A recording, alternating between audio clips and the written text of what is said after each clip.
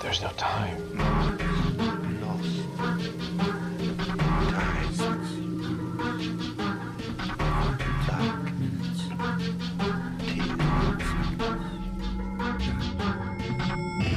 The time is 13 o'clock.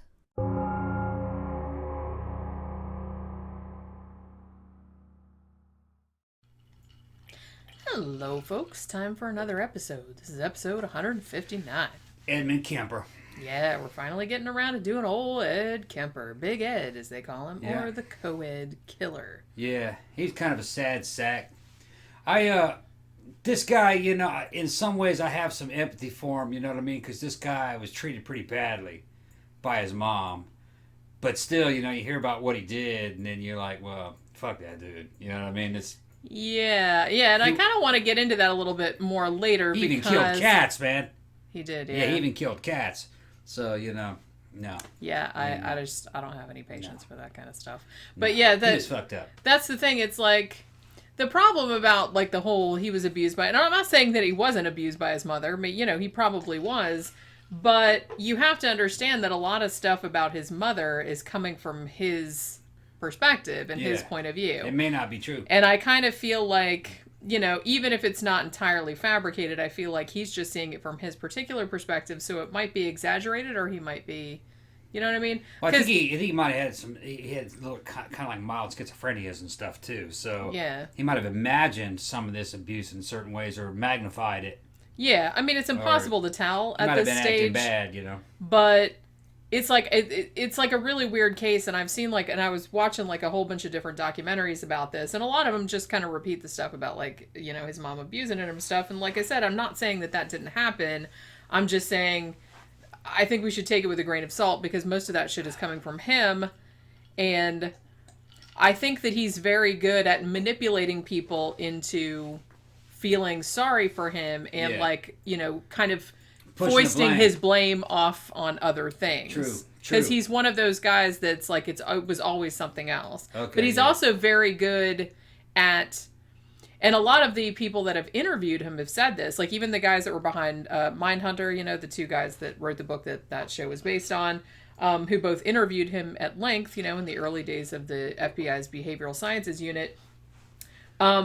They found him very likable, very self-aware. He's clearly very intelligent. He has very high IQ, but I question how much of that is sincere and how much of it, because I've watched like hours and hours of interviews with him, because once you get him started talking, he won't stop talking, man. He just goes on and on. He loves to fucking talk. He wants to be the center of attention. That's what I mean. So, one, I don't know how seriously you can take a lot of the shit that he says. And two, I think he's very, very good at manipulating people's emotions and making him seem very much like a nice guy, but I don't think it's genuine. I mean, I've never met him. It seems genuine if you watch, because I was even kind of falling for it. I was watching the thing going, yeah, he does kind of seem like a nice guy. I can see that. And then I'm like, he fucked women's severed heads. You know what I mean? It's like Ted Bundy. It's like, oh, he's so handsome and he's so this and that. I'm like, he fucks people's severed heads, you guys. Yeah. So, you know what I mean? Yeah, these are extreme sexual perversions and people have to die for them. Yeah. For their physical gratification. Yeah. That's pretty fucking low.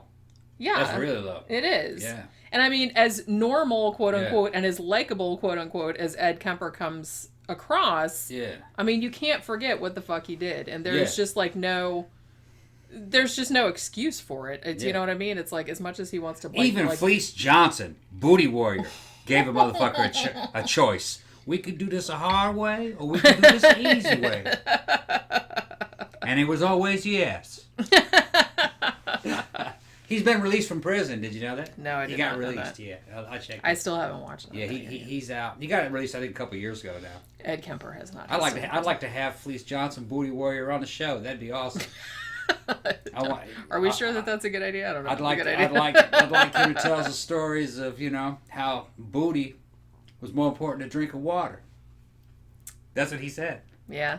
More important than drinking water. Think of that. I'm thinking about it. Man. He should see like how long it's like how long can you go without drinking water and how long can you go without booty warrioring. booty warrioring. Yeah, if you guys don't know what I'm talking about, just go on YouTube and just search for Fleece Johnson Booty Warrior. You will see. MSNBC did a show. He's obsessed with back this a long guy, time ago. I guess. No, somebody mentioned him the other day. Somebody even called it. Like, I went out there to go make some Kugelkan, right? I was out of guava. Yeah. Ninja stole it. See, Ninja and stole isn't that weird? Because Some- you didn't know that you were out of guava No. until just now, like right before Yep. we started recording this show. And on but that last- somebody commented on the last episode. That they said, Tom, Ninja stole your guava. Yeah. That fucker was in here. He was fucking It was in. either him It or was- he's psychic. He gotta be a ninja. There was no footprints. That user's a ninja. He came and took your guava. And didn't even leave any footprints. He just magicked in like Yeah. fucking like a sheet of Kim. Mhm. He used some of those like ninja disappearance techniques. Yeah. He was behind the curtain the whole time. Yeah, I'm gonna give him a With free his legs shirt. sticking out. I'm gonna give him a free shirt next on the next mail out. Yeah, I was gonna say. Yeah. Well played, Ninja. Well played, Ninja. All right, so let's do a couple of brief shout outs. As I have announced on the last couple episodes, Faceless Villain 3 is out in all the formats. And it's Print, selling like crazy. ebook, audiobook, and I've already sold many, many copies. Yeah. And like I said, on our for our patrons, I actually gave them first dibs at Yeah. like some of because I have like a certain amount of free codes that I Please can write give out. reviews. Yeah, it is Please. really, really helpful. The if more you write a reviews review. she can get up there on Amazon, okay? Not so much what's the ACX? That one's not as important, but on Amazon, Audible, yeah. On Amazon itself, though, the more we can get right there, the better. Yeah, and I know a couple of you have written reviews already, or like you don't even have to like rate. It's just star review. That's fine too. It's like anything that Anything that puts ratings on that it. kind of puts ratings on it is really good because, like I said, nobody wants to buy something that's got no I ratings on think it.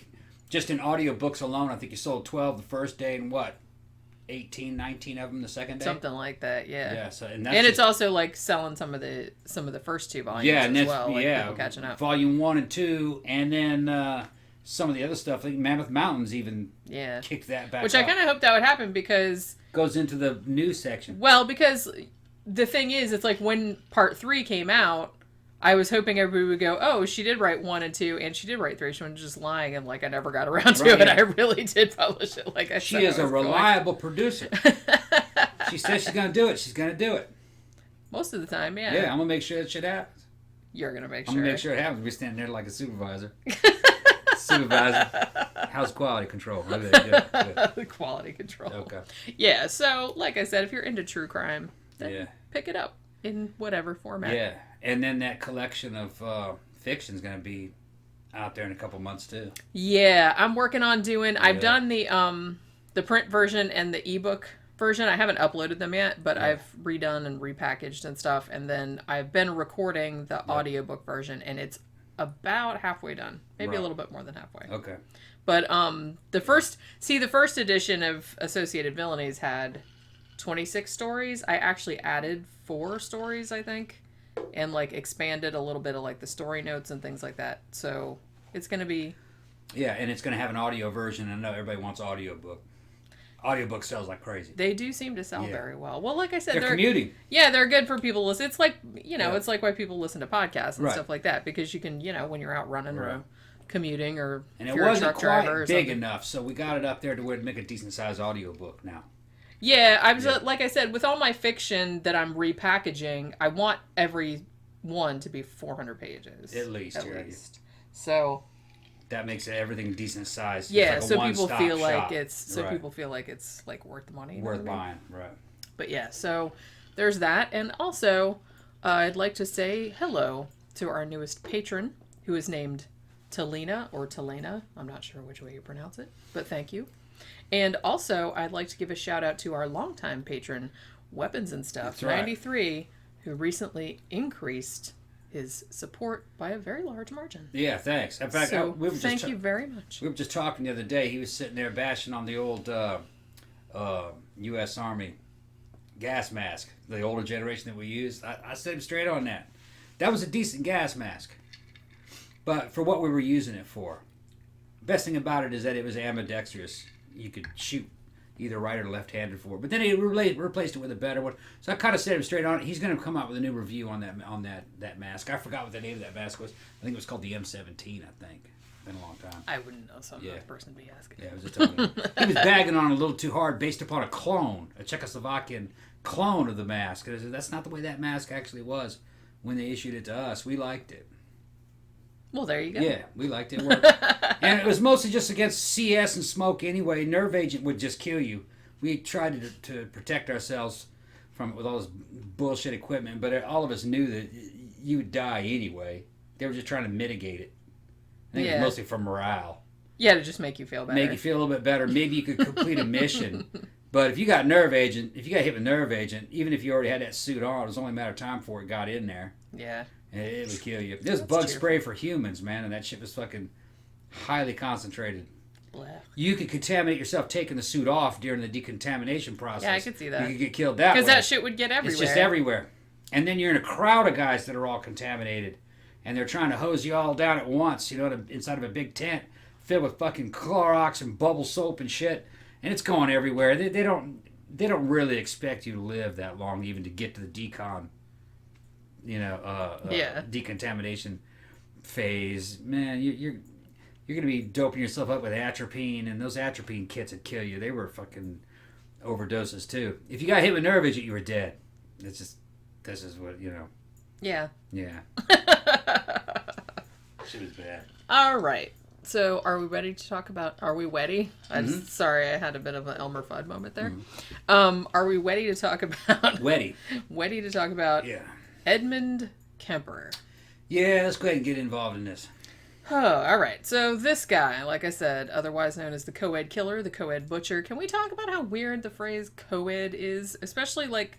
Yeah. I could see how they used it, like, back in the old days, like, when the norm was, single-sex education, which was the norm, like, what, in, like, the 19th century or something like that. But once the 70s rolled around, why do they still call it, like, female students students? They're just students. I don't know. That's dumb. I don't know, man. My grandmother was mystified when I told her one time, this is back in the 80s, I think it was in the 80s, late 80s. I said my buddies went to the University of Michigan, and that girls lived next door to them in the dorms, and she was flabbergasted. She was like, women are living in the same dorms as the men? I said, yeah, they live in the same apartments as men. Why can't they live in the same dorms? They're not in the same rooms. See, it's like I never and even thought of it. she was like, oh, that can't be. Nobody would let their kids do that. And I was just like... Yeah, but they're not kids, though. I know that, but she was in her late 70s, I think. College students, they're adults. She was in her late 70s then. That's funny. She just couldn't, it just didn't compute. So, the thing is, it's like dorms. It's like, I always just thought of that like an apartment building. That's all it was, like an apartment, right. And it's like, men and women live in the same apartment building. Yeah. So. She still thought it was 1860, I guess. Old people are weird, y'all. Yeah, she was from Mississippi. It was 1860 in a way. I guess so. But yeah, now, something that a lot of people remark, which is probably one of the first things that people remark upon when they talk about Ed Kemper, is his size. Yeah, he was a gigantic person. He was almost 7 feet tall. 6'9". Yeah, that's almost 7. Yeah. Actually, yeah, it's because his mom was 6 feet tall and his dad was 6'8". So he's this big giant, and he was almost like 300 pounds. I mean, even when he was a teenager, he was already 6'4". So if you see photographs, and I found some online, after he got arrested and stuff, and you're watching like the cops like taking him into custody and stuff, and he's like twice their size. Yeah. He looks like a fucking Sasquatch. Yeah, he said his hands were the size of a catcher's mitt. Yeah, he was just like this massive, massive person, which kind of makes him scarier, but. It's whatever. We'll get into that. So, he was born in California. Now, he had 2 siblings. Like, he had a sister that was older. I think she was 6 years older. And then he had another sister that was 2.5 years younger. Now, his mom's name was Clarnell. And his dad's name was also Edmund Kemper. He was like Edmund the Kemper Jr. or something like that. Now, even from a young age, and like I said, Ed Kemper comes up a lot when you're talking about the nature-nurture debate, like, in serial killing, because I've seen some people think that, maybe if he hadn't had to live with his mother, he would have turned out all right. Some other people saying, no, he was just already fucked up from the beginning and it wouldn't have mattered what his upbringing was. I'm not really sure where I stand on that, and there's obviously no way of knowing because it's too late now. But, you know, as I said, this is always kind of like a really complicated sort of issue. You know, with some of these studies that I've been doing recently, I've been, you know, listening to these fucking doctors and PhDs and stuff, and, you know, and of course, you know, I told you Steve, you know, he's a genetic scientist, he's my best buddy. I'd ask him about stuff like this, and he says that genes define everything.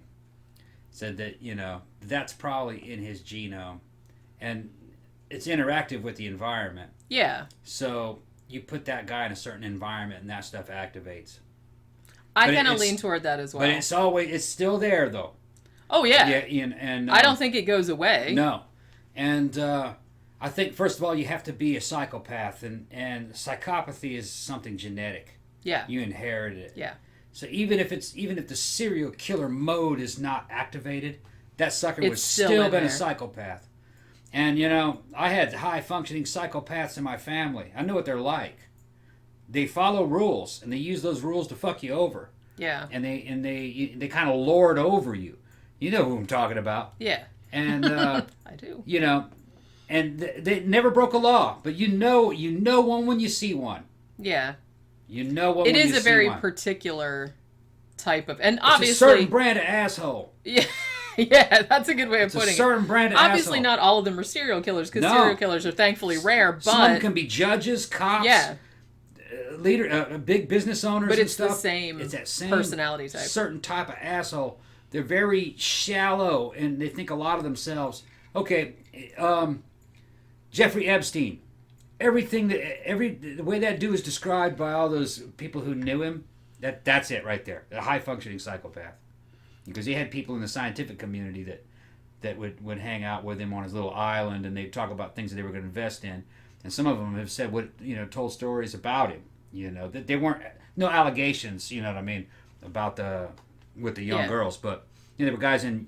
Some of them do have allegations, but the ones that were talking didn't. And they said the same thing. You know, that same kind of asshole mentality, lording over you, pretending that they know more than you when clearly they don't. Rules are for other people, not for them. But they use rules on you. Yeah, that's a big one. Yeah.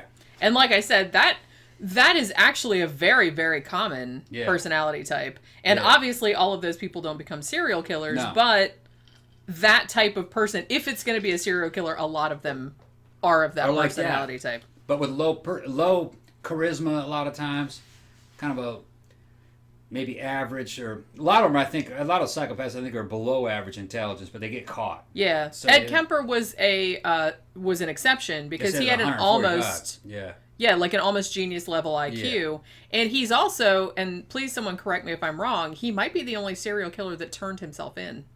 Yeah, I guess he'd had enough. Well, once he did his mom in, he didn't figure he had much of a future in his problem. So I don't know if he would have been caught or not, because no one suspected him, up until that point. And he was friends with cops and shit. I'm pretty sure he believed that his mom was the center of his problems anyway. And she might have... Oh, he definitely did. Yeah, so... He talked shit about her all the time. Yeah, there may have been something to it. Yeah, I'm sure there might have been. Yeah. I don't think that came out of nowhere. No. But I do think that you have to consider the source. Well, once you're where a it's coming psychopath, from. Once you're a high-functioning psychopath, the smallest slight is even worse.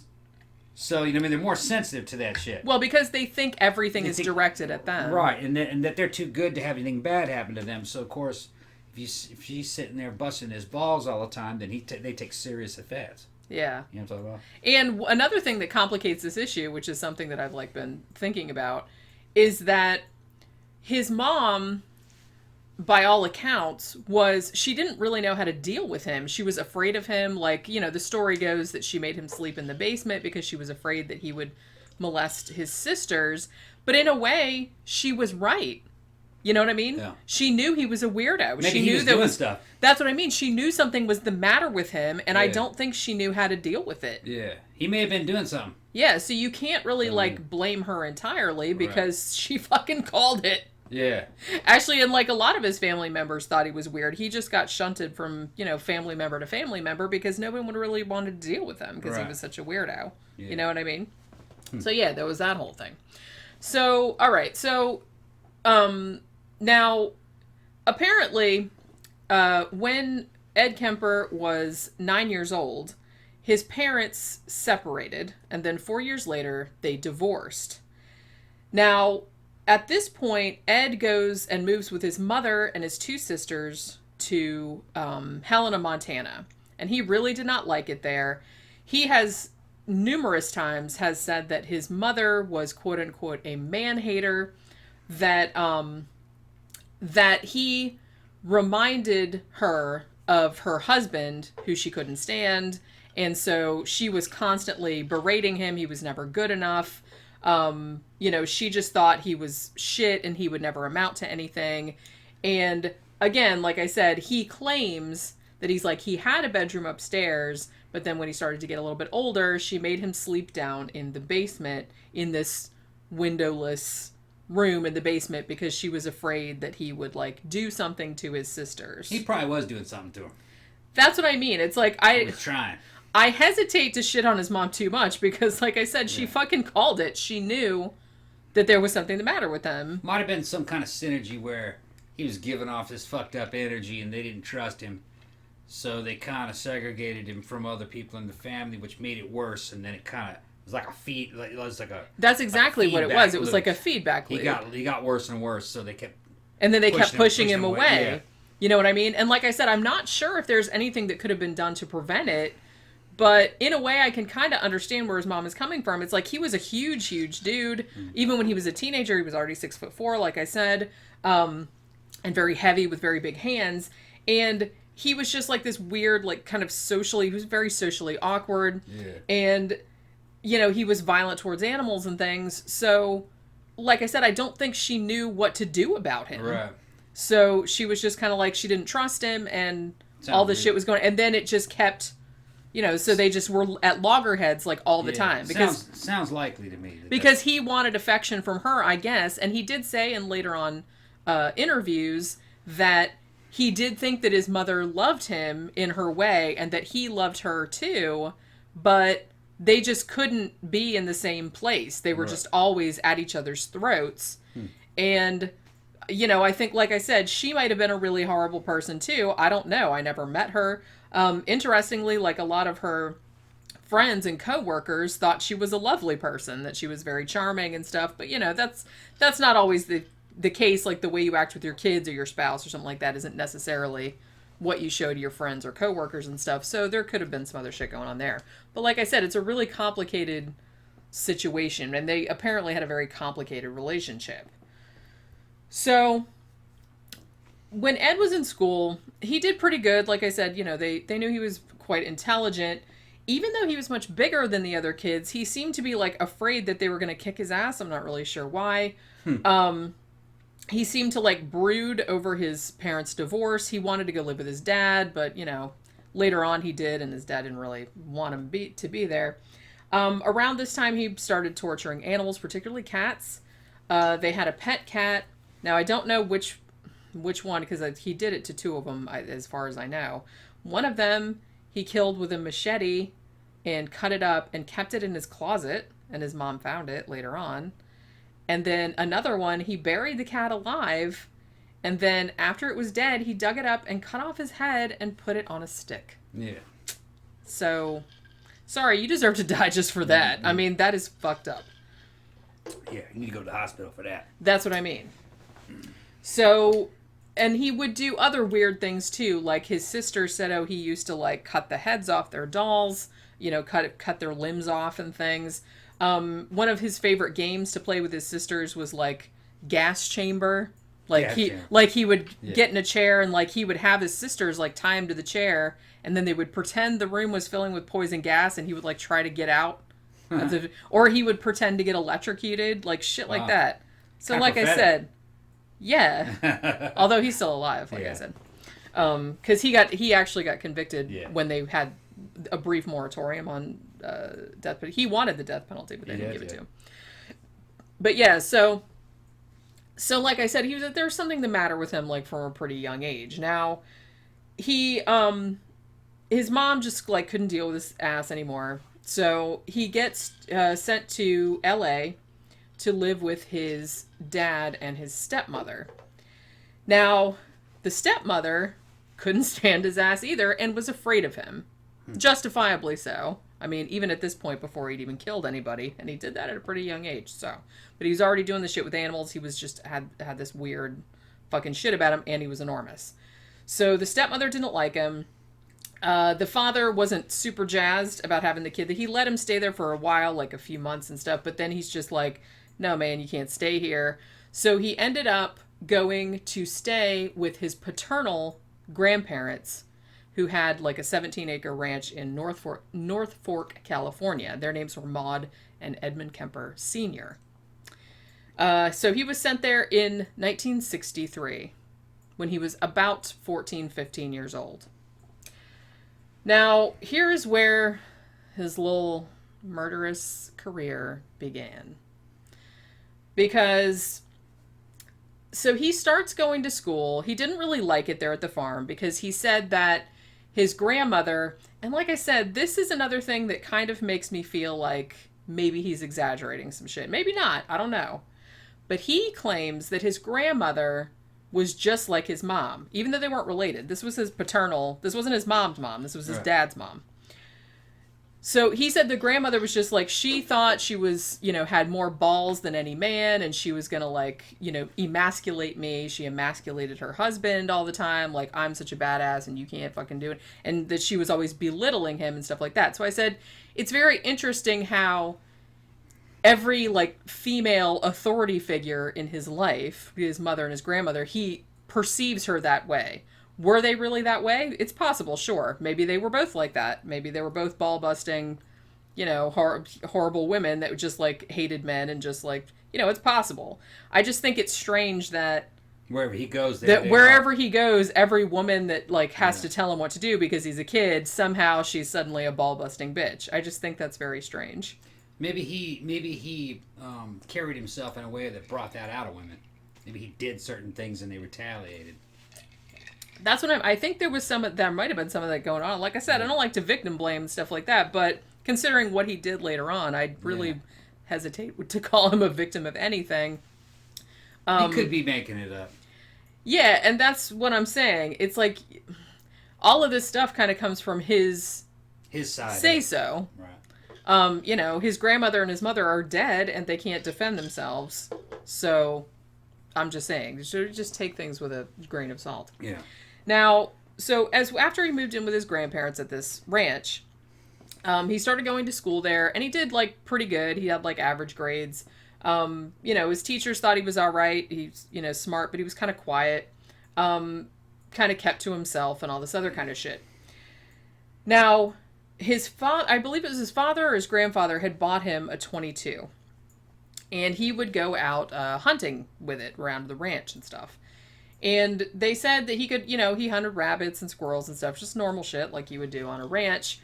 For some reason, his grandparents didn't want him to shoot the birds. They're like, you can shoot rabbits or squirrels or whatever you want. Just leave the birds alone for whatever reason.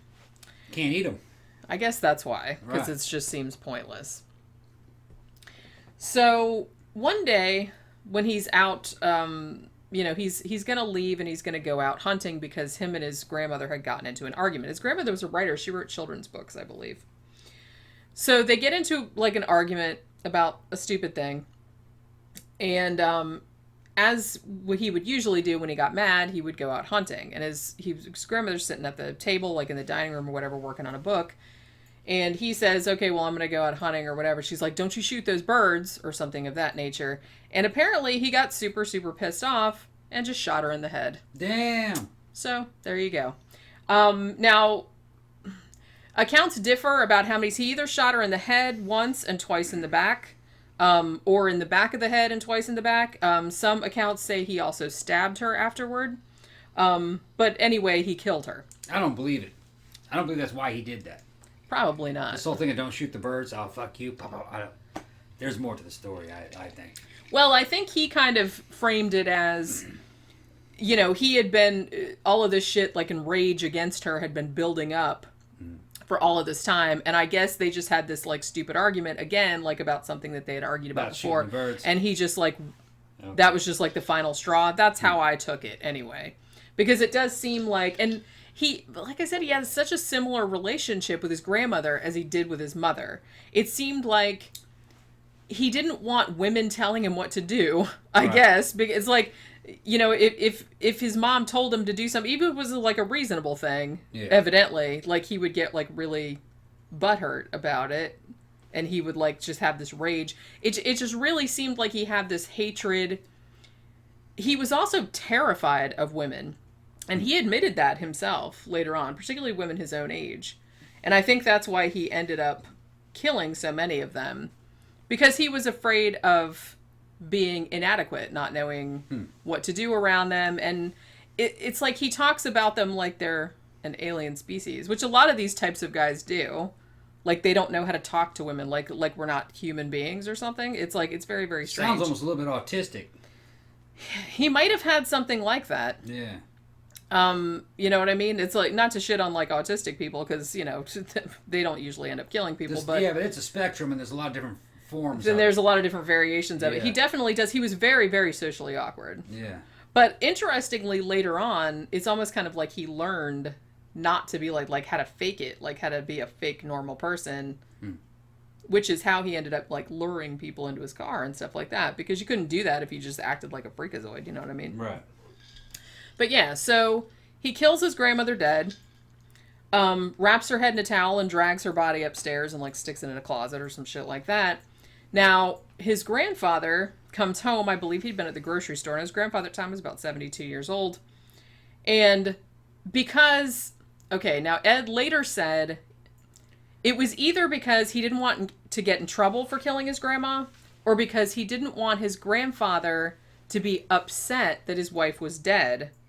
So he walks out to his grandfather, who's getting the groceries out of the car, and just shoots him dead too. Yeah. So he killed his grandparents when he was 15 years old. Damn.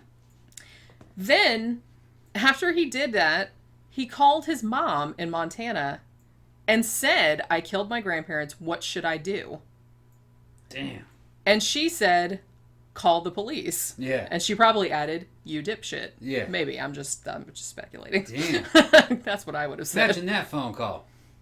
Can you imagine? Well, I kind of feel like I feel like his mom probably wasn't all that surprised. Right. You know what I mean? It's like, because everything she thought about him turned out to be true. She's probably like, "Oh, well, I was expecting this phone call. Call the cops, dumbass." So he called the cops, and he waited there on the porch of the grandparents' house until the cops got there. Now, like I said, he was only 15 years old at the time. So he was a minor. Mm-hmm. So he ended up going to Atascadero State Hospital for criminally insane juveniles or whatever. Now, this is where they determined that Ed Kemper had an IQ. I've seen 136 and 145, but either way, that's a very, very, very high IQ, top 1-2 percentile. Now, another thing that he was able to do was that he was so personable and so intelligent and seemed to have a lot of self-awareness about himself and his behavior that he got really interested in the psychologists, and he would shadow them, and he learned a lot of their stuff. Now, he ended up memorizing the answers to like 28 different psychological tests that they would give at the hospital, like to different offenders and whatnot.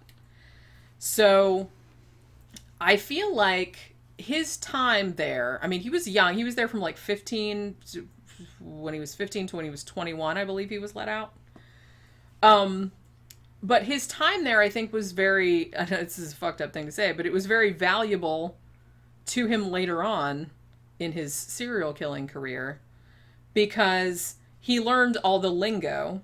He learned how to appear normal because he had memorized this whole battery of tests. He knew what to say to the psychiatrists, to get them to think that he was getting better. So I feel like, as I said, even though when you watch interviews with him, and like I said, I kind of almost fell for it too. When you watch interviews, he does come across as very personable, very nice. He almost comes across as remorseful, that he's like sorry for what he did. He comes across as he really like seems to understand what was going on in his head, why I did this, you know, maybe it was because of this, maybe it was, and it sounds like very insightful, but I also feel like he is extremely, extremely manipulative. Yeah, it's grandstanding and being in the spotlight, exactly. too. I think that's what it is. He's very good at it. Yeah. He's very good at it because he's very good at making himself. And like I said, everybody I know of that's interviewed him said, I liked him. He seemed like a nice guy. Well, he knows what you want to see. Exactly. Yeah. Exactly. And I think that people forget that. And it's easy to, because he comes across as just like a nice, normal dude. Even when, and then like, it's almost shocking, like when he's just talking in this normal voice, and he's like, yeah, and then I cut off her head and I was like fucking the head. So, you know what I mean? It's like, it's this fucking incongruous, crazy shit. And he hung out with cops all the time and they didn't suspect a thing. If you gave him a woman and turned your back on him, that he would kill that woman. That's what I mean. That's what would happen. So it's like he's not a nice guy or anything. No. He's just very, very good at manipulating people and getting them to see what he wants them to see. He lives to kill women. Yeah. He's one of those. Yeah. Yeah, it really does seem like that. It's a habit he can't break. Yeah. Like I said, at least the motherfucker turned himself in. I mean, I wish more serial killers would do that. Actually, I wish they wouldn't even become serial killers in the first place. But if you're going to do that, at least fucking turn yourself in and save everybody a lot of fucking grief. But, yeah, so they asked him, like, why he had killed his grandmother. He didn't really have a reason for that. He just said, I wanted to see what it would feel like to kill grandma. That's basically what he... And he just said he killed his grandfather because he felt bad. He didn't want him finding the dead body of his wife. Or I suspect that he was more afraid that... Although, I guess he wasn't afraid to get caught because he called the cops and turned himself in for that shit, He didn't want too. to face his granddad after that. That's probably what it was. Because I feel like if Ed Kemper feels any emotions, it's only for his own ass. He doesn't feel emotion or care about anyone else. He cares about himself. He can, like, make himself cry and all this other kind of crap, but I think he only cares about his own self. Usually when they're like this, it's all about them anyway. Yeah, and that's exactly... It doesn't have anything to do with anybody else. Yeah. That's exactly what I think his issue is.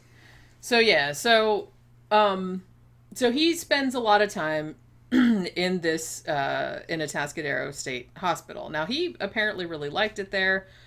He thrived there. He also, like I said, not only got really good at passing those psychological tests and like learning what other people expected of him and like what it took to seem like a normal person, he also, sadly enough, got a lot of tips from some of the other fucking criminals that were in there, particularly from rapists. And he really, really liked hanging out with the serial rapists, who told him things like, well, you have to kill him, like, to eliminate the witness if you're going to go ahead and do that. You know what I mean? So, you know, pro tip, I guess. So he's like, he's like fucking taking, oh yeah, good point. Yeah. It's not fucked up. That's fucked up, man. It's like, God damn it.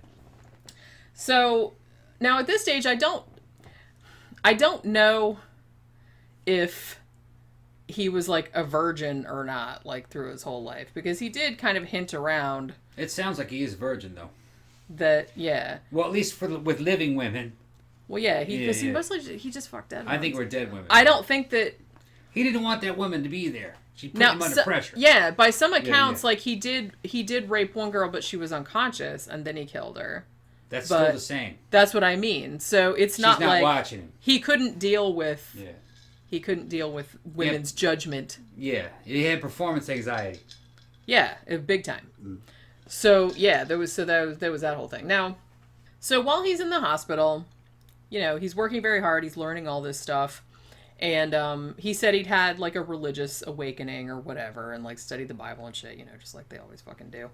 And now they decided that in 1969, when they gave him all the tests, and like I said, he had memorized all the fucking answers, they decided that he was quote unquote normal and safe, and they would let him back out into the world.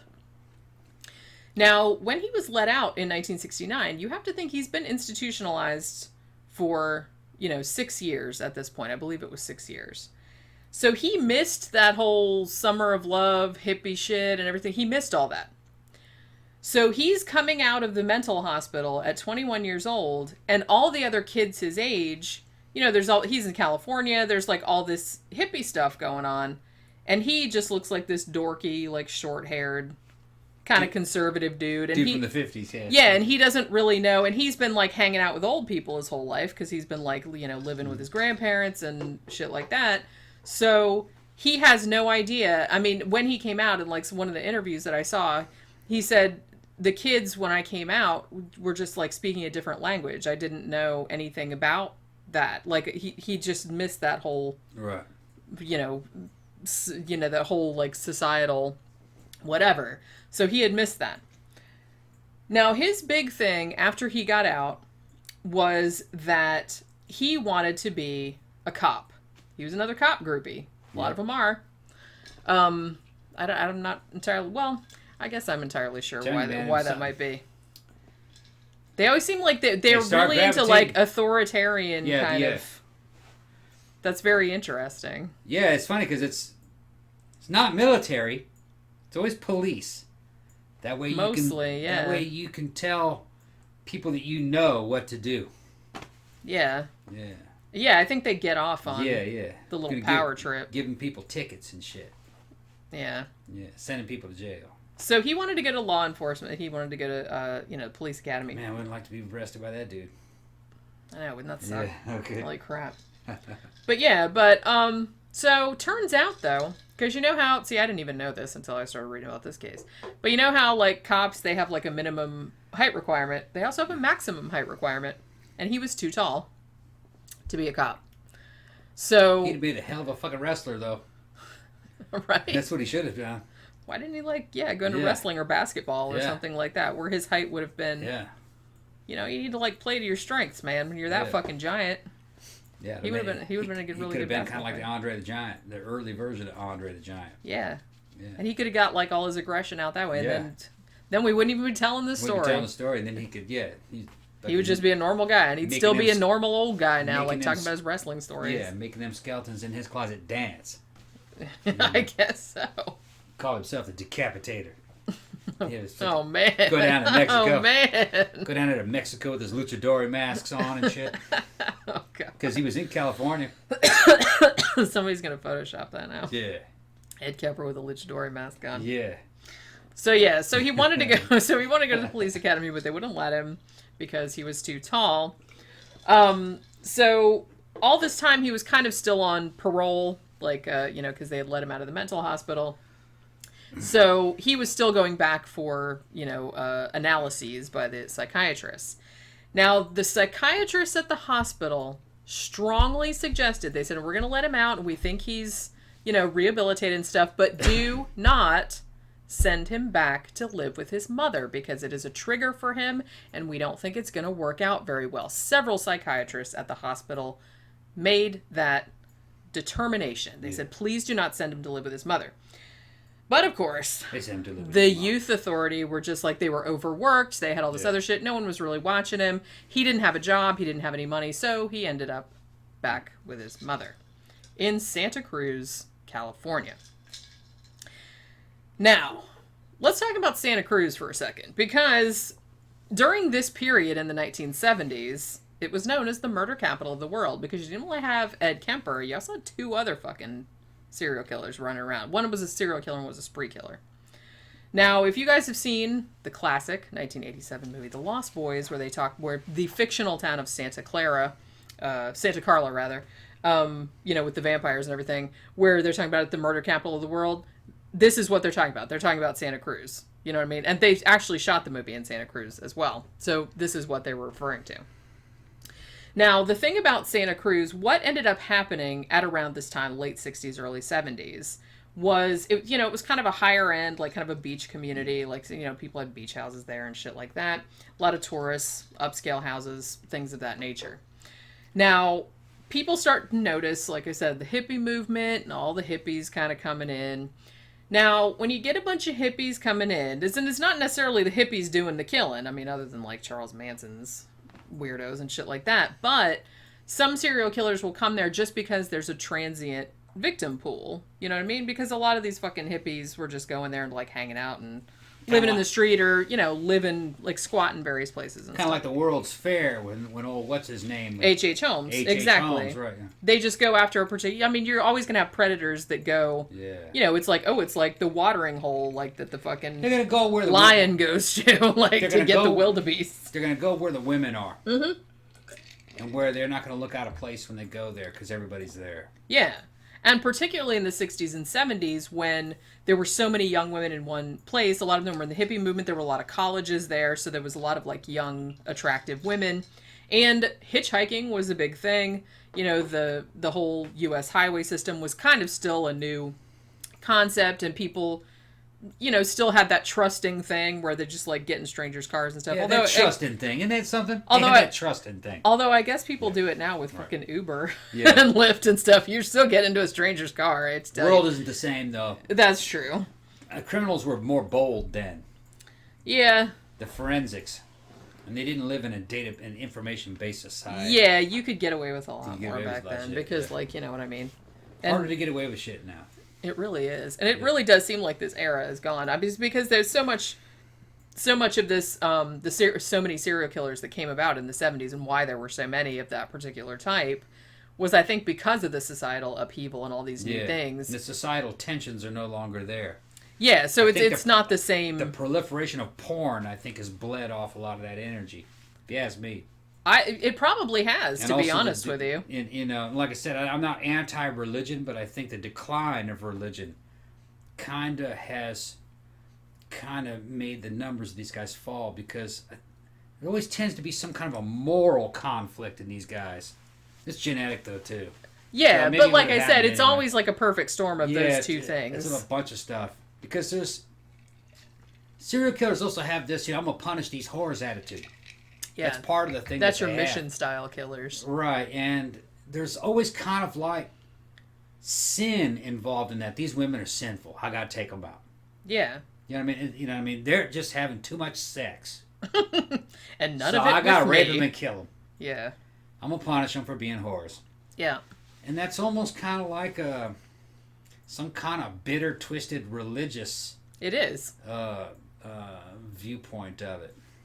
And I feel like if you don't... And I think I've probably mentioned this before, but I always feel like, maybe if Jeffrey Dahmer had grown up in a time and place and with parents that were not so dead set against homosexuality, then he might have turned out okay. Maybe not. It's kind of like the attitude of bitter third world incels.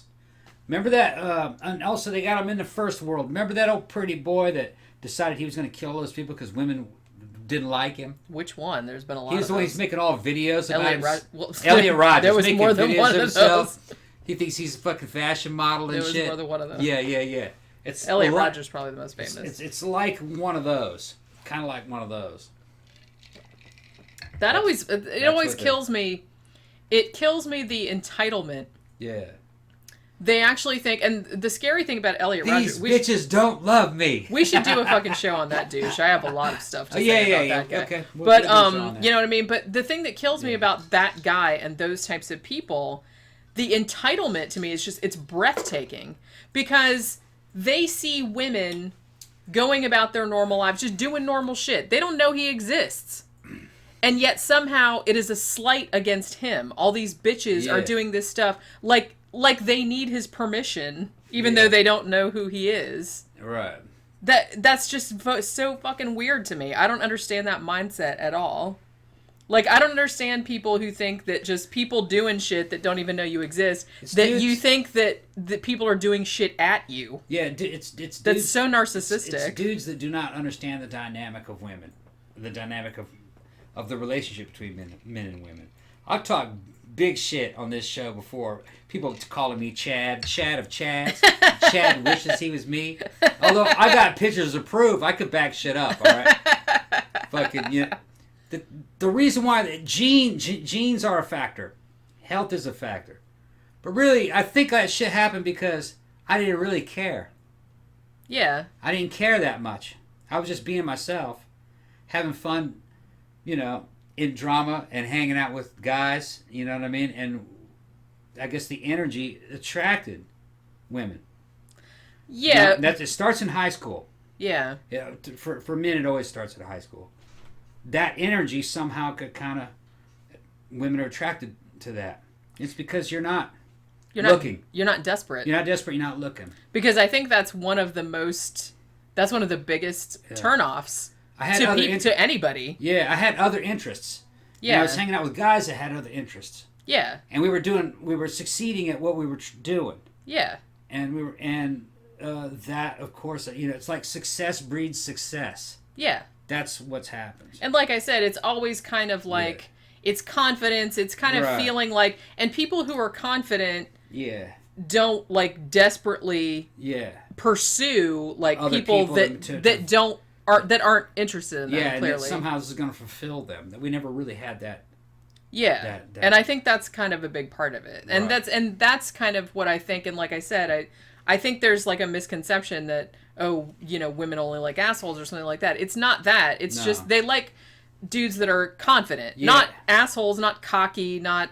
And then what ended up happening? Not arrogant. Just what ended up happening with me and all my friends is that guys that are like you start to gravitate. So then the next thing you know, you're in a group of guys that are all along that same profile. Yeah. And then you know what I mean. You're learning from each other. Yeah. And then there's all the women that are kind of like the female equivalent of you in that same... Yeah. Because all those girls were winners, too.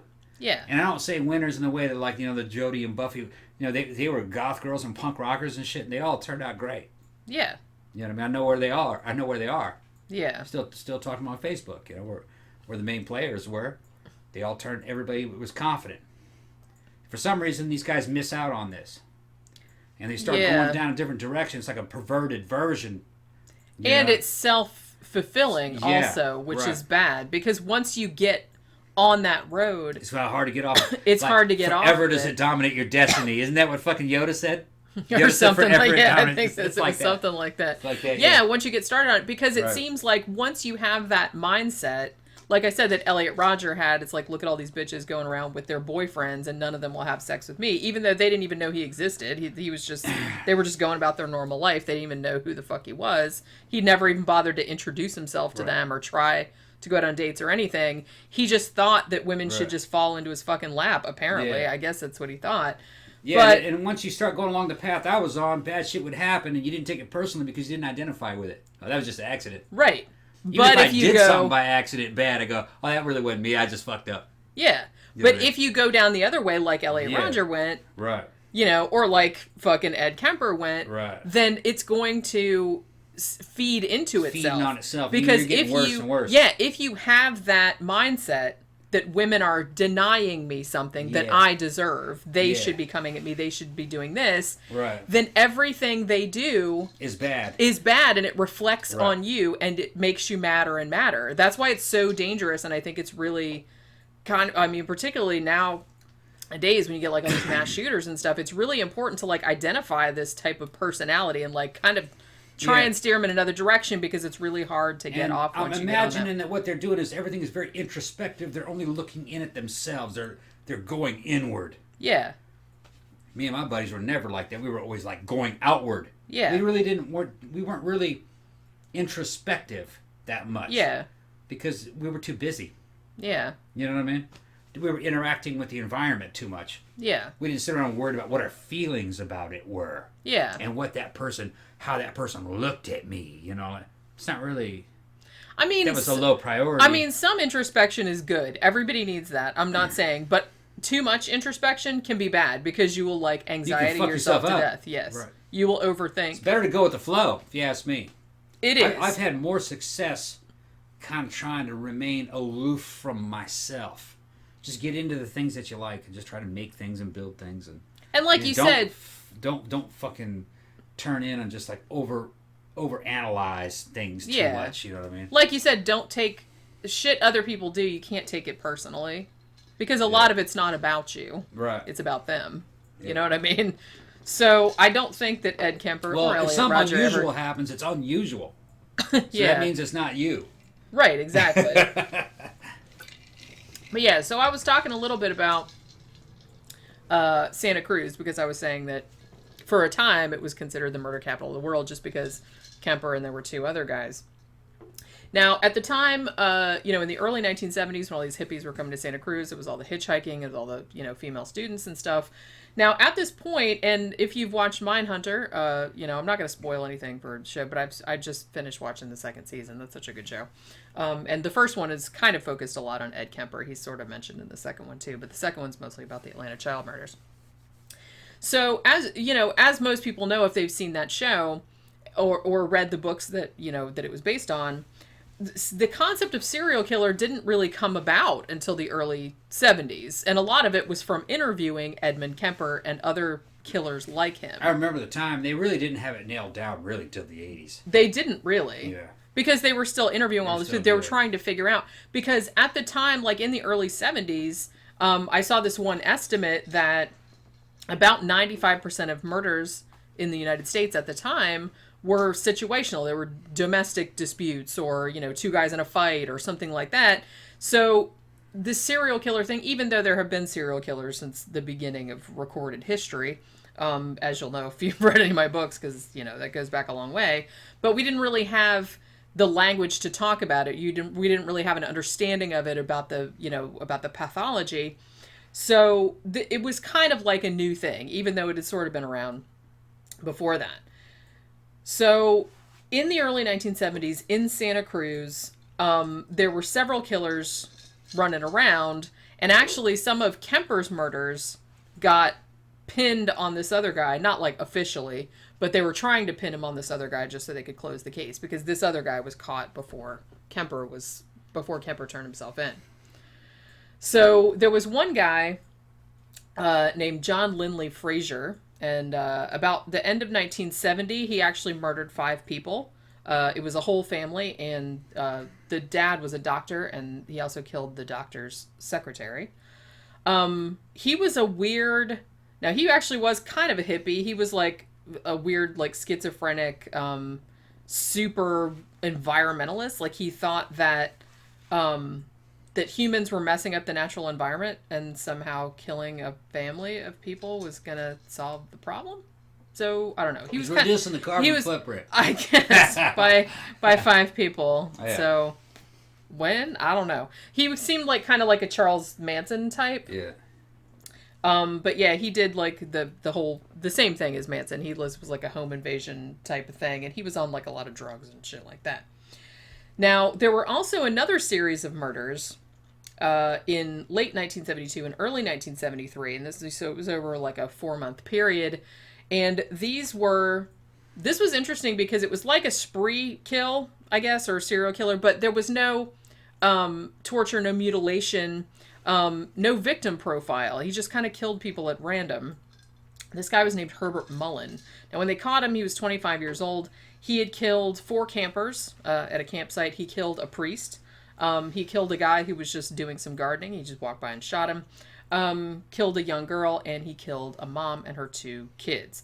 Now, apparently, this is what I was watching Murder with Friends earlier, and they were talking about Ed Kemper. It's a really good podcast. They also do a YouTube show. But they said that this guy killed people to prevent earthquakes, I guess is what he thought. He had some, like, fucking weird, I don't know. That's a good way of looking at it. If I kill this motherfucker, an earthquake will not happen. Well, there's no way that you can see it didn't happen. Yeah. Yeah. That's textbook like magical thinking. See, that earthquake never did happen. Yeah. See, the thing is, he was in kind of the same situation as Kemper because he had actually been institutionalized for a time and was considered dangerous, but later on was let out as an outpatient. Now, he was on antipsychotic medication, but he decided, of his own volition, that he was going to stop taking it. And obviously, he needed that shit, because as soon as he stopped taking it, he went around shooting random people. So, he said he heard voices and all that other kind of stuff. Yeah, he thought California was going to have a super earthquake that was going to make it slide into the ocean. And, again, that killing people was going to help that somehow. Yeah. I don't know.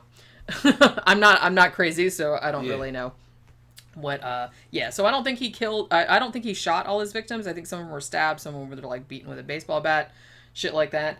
He was actually diagnosed as a paranoid schizophrenic.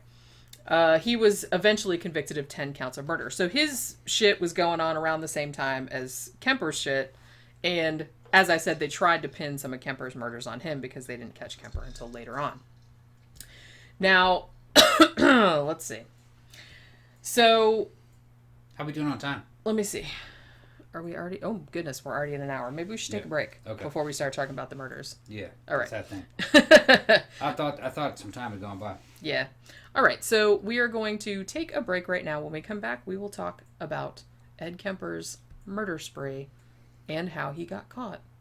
We will be right back in just a minute. Look at where Pookie is. What you doing? What you doing, baby cookie? You just gonna hang out behind the monitor? Yeah? You just gonna hang out behind the monitor? Pretty cool, huh?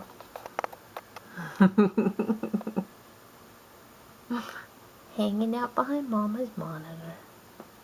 You are so funny. Why are you so funny?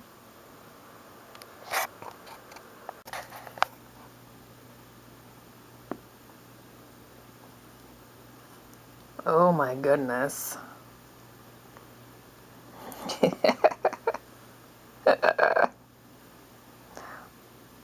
This is a new mint cat toy that I got for them.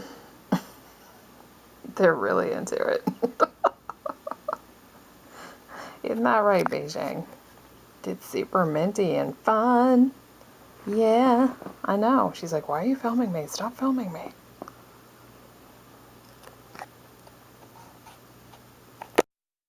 You love true crime.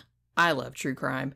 And I've spent the last 3 years compiling a series of the most intriguing unsolved murders of the 20th century. It's called The Faceless Villain, and Volume 3 is available now. Featuring such fascinating cases as the Keddy murders, the Carrie Babies case, the Frog Boys, the Alcasar murders, and the Inokashira Park dismemberment incident, The Faceless Villain Volume 3 is an involving exploration of unsolved slayings spanning the years from 1980 to 1999. Pick up your copy in print or ebook formats on Amazon, or download the audiobook version from audible.com, and get ready for a chilling journey through modern crime history. All right, we're back. Now, before the break, I was talking about Santa Cruz in the early 1970s and how there was more than one serial killer running around and everybody was like fucking freaking out and buying guns and thinking they were going to get murdered and all this other kind of stuff, and how it was, for a short time, the murder capital of the world. Although, as I've said on a show before, London, Ontario would like a word with you. They had way more serial killers than that running around at this time. Something about those Canucks up there in Iceland. It's just that one city, though, snow. for some weird reason. It was, like, super bizarre. We did an episode about that, like, a long time ago. Check it out. All right, so at this point, like, after Ed Kemper gets out of the mental hospital, and like I said, the doctor said, please don't send him back to live with his mom, but he ended up living back with his mom. Anyway, now, she was living in Santa Cruz at the time. She was actually working at the University of California at Santa Cruz, the campus there. She was an administrative assistant. Now, as I said before, like, all of her friends and coworkers on the campus thought she was pretty awesome. So I don't know, like I said, I don't know how much of this, like, ball busting personality is her or is her son's perception of her. So, or invention of. I'm not making a stand on that. I really didn't look at it from that point of view, but now that you brought that up, yeah, that might be. Just because he talks about every female authority in his life the same way. Just because he says that doesn't mean that's what happened. That motherfucker's probably a lying piece of shit. Because he did, like, change some of his stories slightly, like, as he talked. Because, like I said, he talks a lot. So he's one of those that blames others. Yeah, he really doesn't seem to take any responsibility. Yeah. Even though it kind of sometimes... They made me that this way. Right. And it's like, basically. He'll say something almost exactly like that, word for word.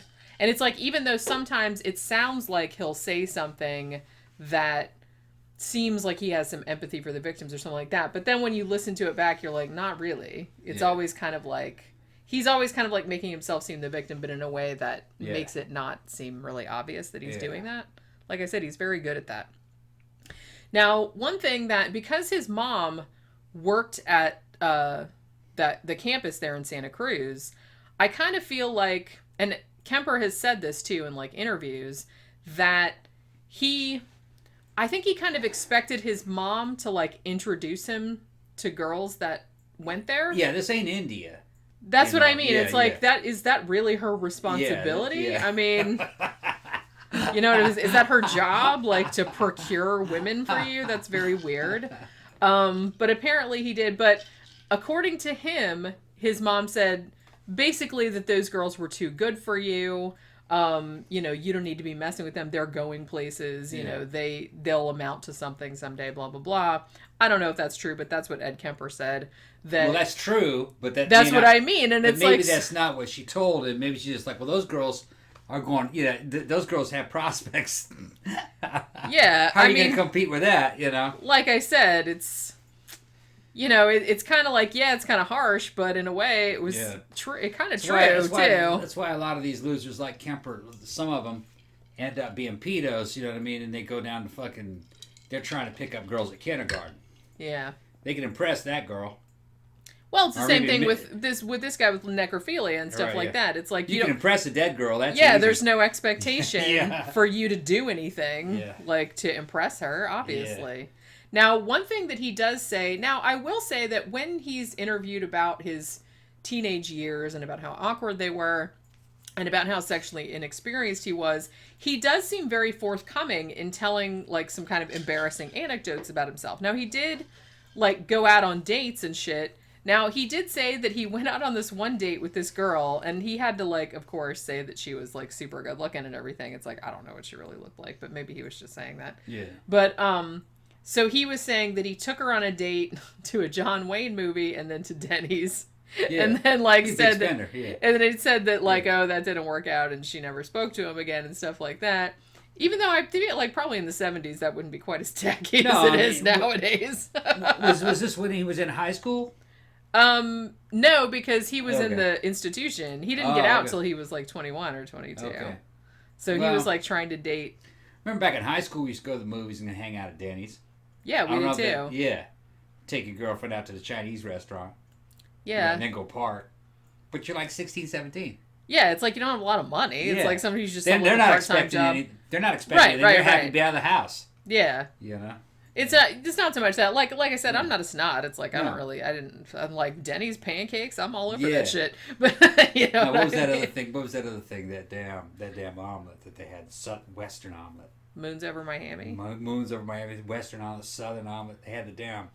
Remember the omelet that had the damn. When we're talking about food again. This always happens. The omelet that had that white country gravy with the sausage in it. Oh yeah. Southern omelet. Yeah. That's what they called that. You know what, though? It's like when I used to, one place I used to work, I think it was when I used to work for Van Gogh Vodka, was it? Or maybe it was like some other place that I used to work. But there was a Denny's like right, very, very close to it. So sometimes because I usually brought my lunch, but if I was too lazy to make it or hadn't brought, I was like, oh, you can call Denny's and you can go get, you can go pick it up. And I would always get one of them skillet scrambles, man. Yeah, I remember the skillet scrambles. They would pack it all up. What about the Superbird? Oh, so good. Remember the Superbird? Only their breakfast, kind of only their breakfast food is worth the shit. It's like, I feel like if you're gonna go to Denny's, get breakfast food.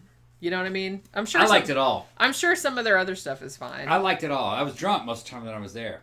Well, that helps. Yeah. That's kind of, so when we were drunk, we used to always go to Waffle House. Yeah, it's like Waffle House, but better. It's a little bit better. It's a little better. Waffle House is greasy. Is a little more greasy. Low rent. Yeah, greasy.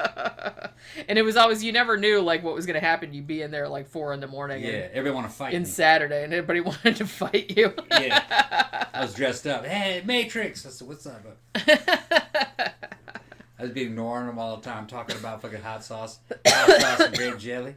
Yeah. Putting it on my sausage sandwich, sausage biscuit. Because it's free. Because it's free. Yeah. So why do you put that on there? Because it's free. It's free. It's free. They wouldn't understand. Everybody understands free shit. Yeah. But yeah, so as I said, Ed seemed to have this weird thing. Like he was mad because his mom wouldn't introduce him to all these quote unquote co-eds. Like I said, I hate that fucking term. But and he had tried to take some of them out on dates, and it didn't work out apparently because they didn't like John Wayne movies, nor did they like Denny's.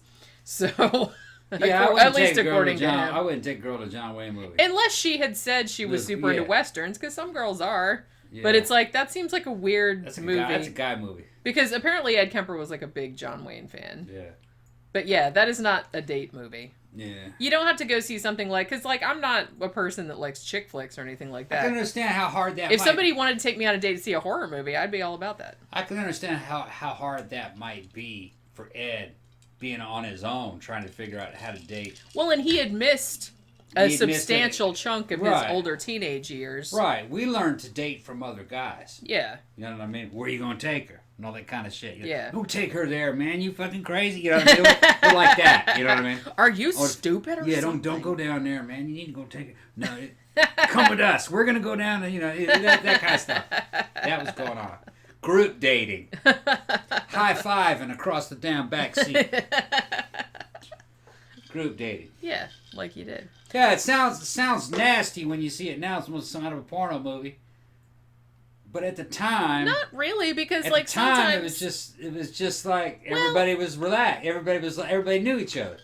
Well, and it used to happen too. It wasn't just cars. I mean, it used to happen too. Like when you was like someone's parents were away, and like everybody went to the party over at their house, like they were teenagers, and everybody was just having sex in different parts of the living room or whatever. It's like you didn't get out of the house all that often, so. We saw that movie with about them little kids. What was it called? Good Boys. Good Boys. That gave me hope that maybe there's a hope for the future generations that they will grow up as feral as we did. Well, the kids in that were very like we said in the review, were very similar to like shit that we did when we were that age. So hopefully high school. Everything will be okay. Hopefully high school is still a good experience. Everything will be okay. Yeah. I liked high school. I didn't like junior high. That sucked, but high school was fun. I liked it. So, yeah. So, as I said, Ed's kind of like I said, you can kind of feel sorry for him because he's kind of like thrown into the dating world. The people are different than he remembered because, like I said, the whole hippie thing had happened and like everybody was all, peace and love, man, and everybody was doing LSD and whatnot, and he didn't know anything about that. So you could see that he was kind of like swimming and he didn't really have anybody to go to for like advice or anything of that nature. Now, as I said, he was kind of like a cop groupie, and actually one of his friends from back in the day who was a cop called him that in those very words in a documentary that I saw. So since he couldn't be a cop because he was too tall, he started hanging out in this place called the Jury Room, which is like a cop bar. Now, the interesting thing about this is that it was pretty much all cops there, and they thought he was cool. They thought he was great. They called him Big Ed. He would go in there and he would talk to them, and they would talk to him. They would talk about the cases they were working on. They even talked about, like, once he started killing people, like, later on, like, he'd already killed his grandparents. But you know what it's interesting, too, about him killing his grandparents? Not only did they let him go after he was in there saying he was safe and normal, they also sealed his juvenile records. So the cops would have never known. So the cops wouldn't have known because they thought that would help him like get jobs and shit later on if his records were sealed. What's funny is had he become a cop, maybe none of this would have happened. Maybe. I don't know. There's a chance.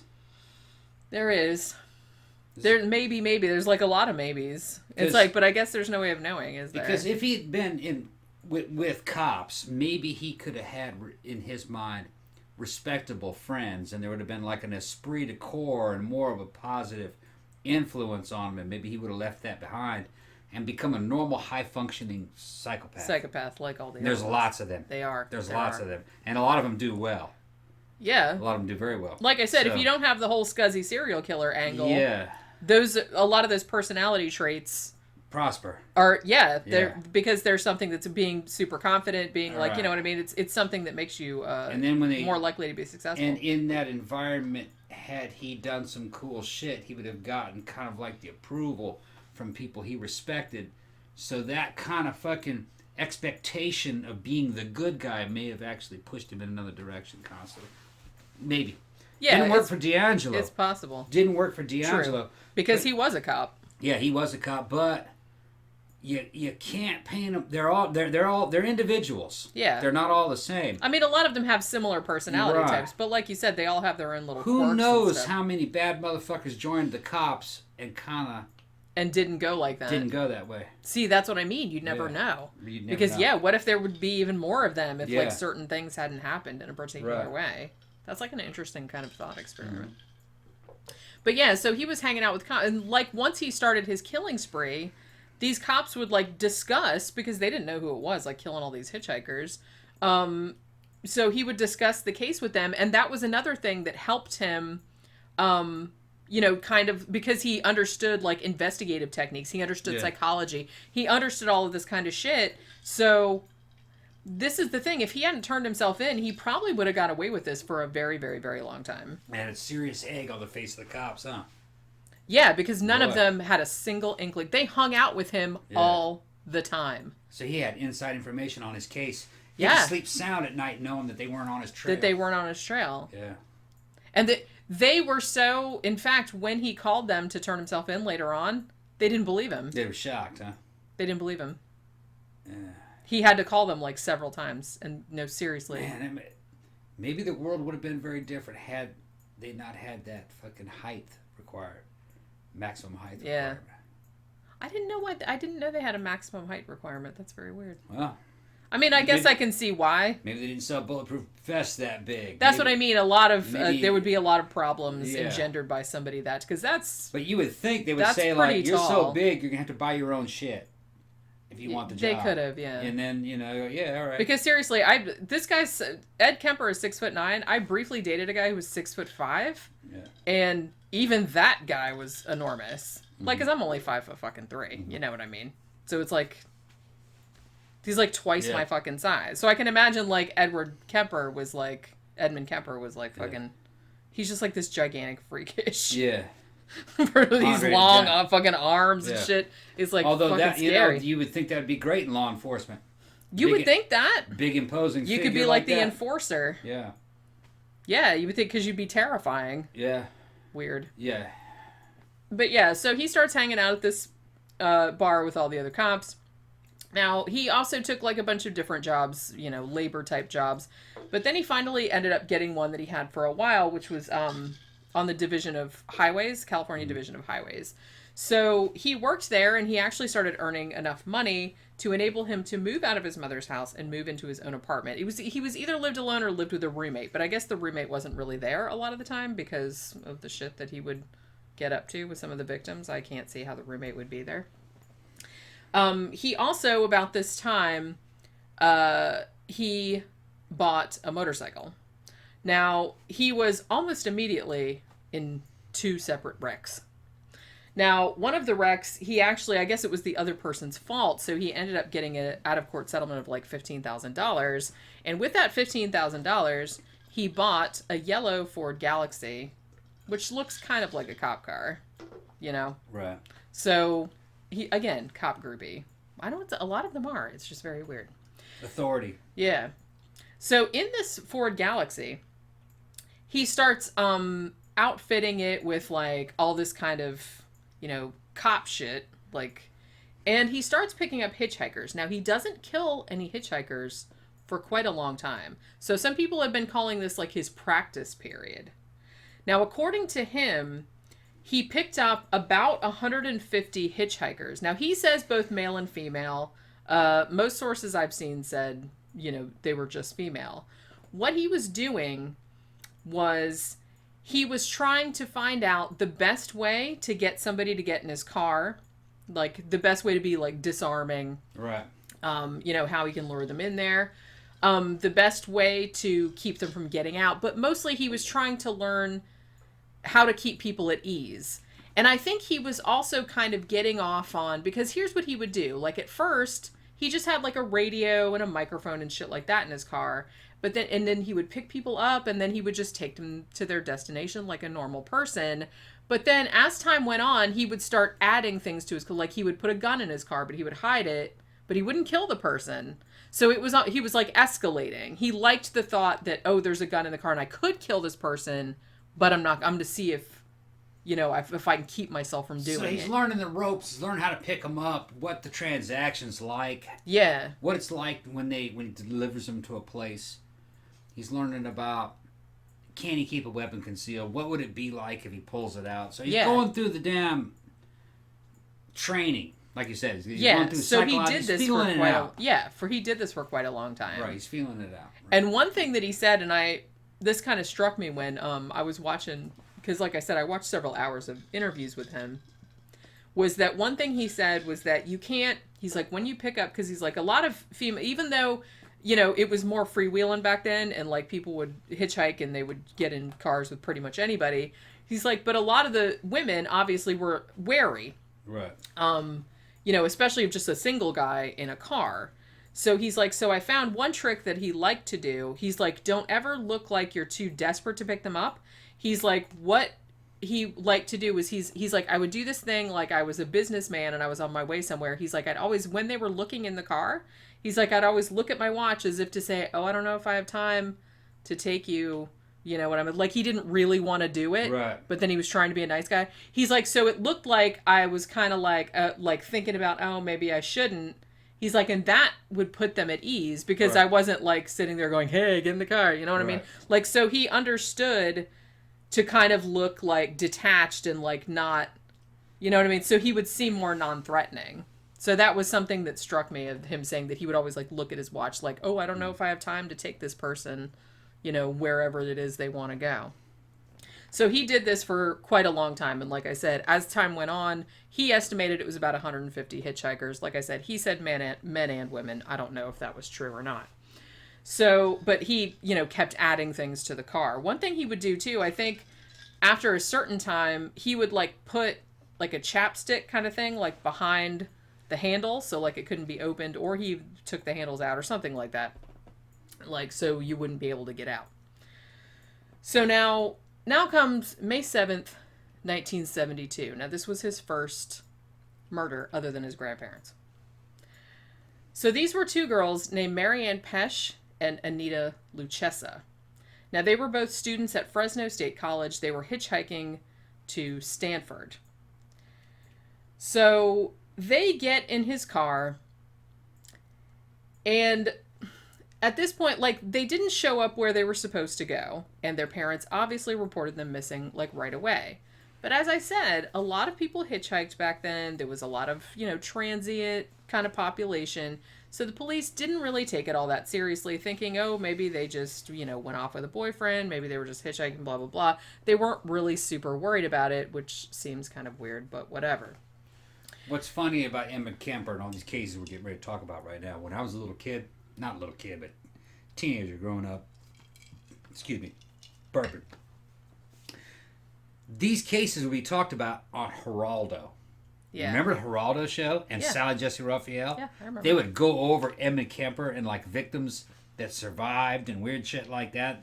They'd have people talk about the cases. When you talk about these cases, it's bringing back Geraldo to me. Yeah. Geraldo Daytime Talk Show. Yeah. That's the first time I've ever heard of these. And it's kind of giving me that nostalgia feeling and everything for that time, for that era. I always wondered, I was wondering Yeah. this, I was watching one of the documentaries, and I was watching Edmund talking about one person that he had picked up, and he had thought about killing them, but he didn't end up killing them. And then I always wondered if that girl, when she was older, like after he got caught, like, did she see that and realize that that was her? And, like, I wonder, too, like, all of these people that he supposedly picked up hitchhiking, because it was apparently a lot of people. It's like, can you imagine? He was just practicing on them. Like, not like I would ever hitchhike, but a lot of people did back then. And it's like, you know what I mean? Later on, like, he gets fucking caught and was, like, fucking people's heads and stuff. And you're like, holy fucking shit. Yeah. I was in the car with that dude. We probably teased him long enough. Let's get to these cases. It's okay. He's in jail. Let's see what happened. What did this dude do? So, okay. So he picks up Marianne Pesh and Anita Luchessa. Yeah. Now, what he did, he drives him around. He said, obviously, that he was going to take him to their destination, but then he ends up, like, going off on this, like, kind of remote road. He took his gun out and threatened them with it. He put Anita in the trunk. Like, he locked her in the trunk. Then he kind of, like, he starts working on Marianne. Now, he handcuffs her, lays her across the back seat, face down. Now, he was going to actually smother her. He puts a plastic bag over her head and then tried to strangle her, like with a piece of a towel or something like that.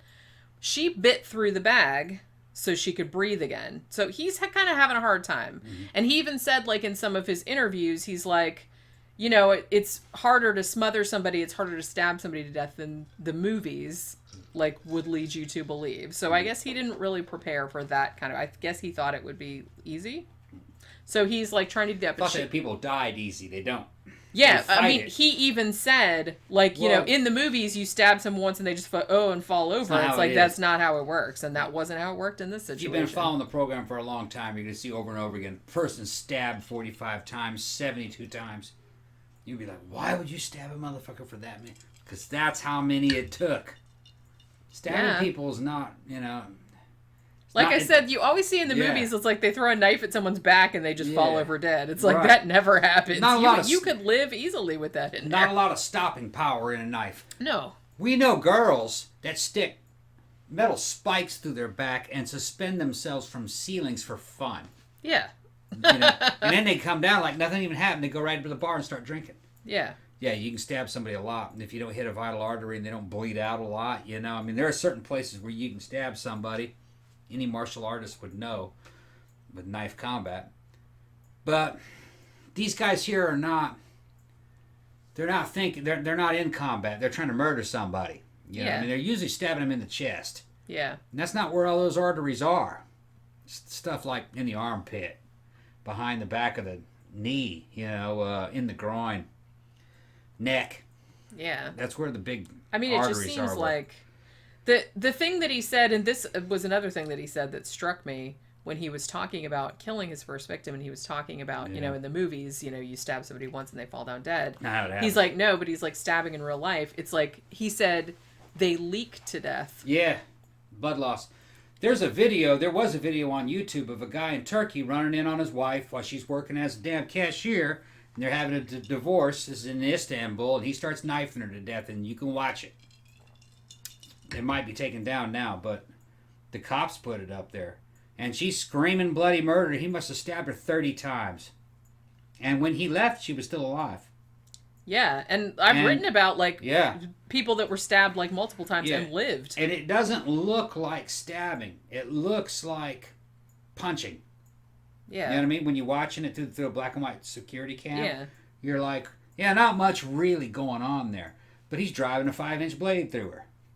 Well, I've heard that in one particular case that I was thinking of where it was a little girl, I believe it was Wendy Wolin, and she was just walking down a street and a dude walked by and stabbed her in the stomach. And she died later, but, I mean, she was just a little girl. She was only 8 or 9 or something. And they never caught the guy that did it, by the way. But she went to the fire station and told them that the guy had punched her in the stomach. She didn't even realize she didn't know she had been stabbed. She said it just felt like he hit her with a fist. Right. But she hadn't. She'd been stabbed with a hunting knife. And like I said, she died later. If you watch through a CCTV camera, that's what it looks like. It looks like just some guy doing this. Yeah. And the reaction of the girl is just go, ow, ow, ow, ow. And it doesn't look that serious. Yeah. You know, she screams and then he runs off. Like I said, you really have to like work to get to get to like a vital organ. Right. And even then, it kind of takes a while.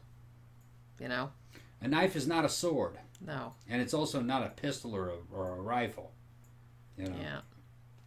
Yeah, and like I said, at this point, I mean, Ed Kemper had only killed his grandparents, and he shot both of them with a 22. So, stabbing and smothering are entirely different. So, like I said, he's trying to, he's trying to smother her. She bites a hole through the bag. He's trying to strangle her. The cloth that he's using to do it, snaps.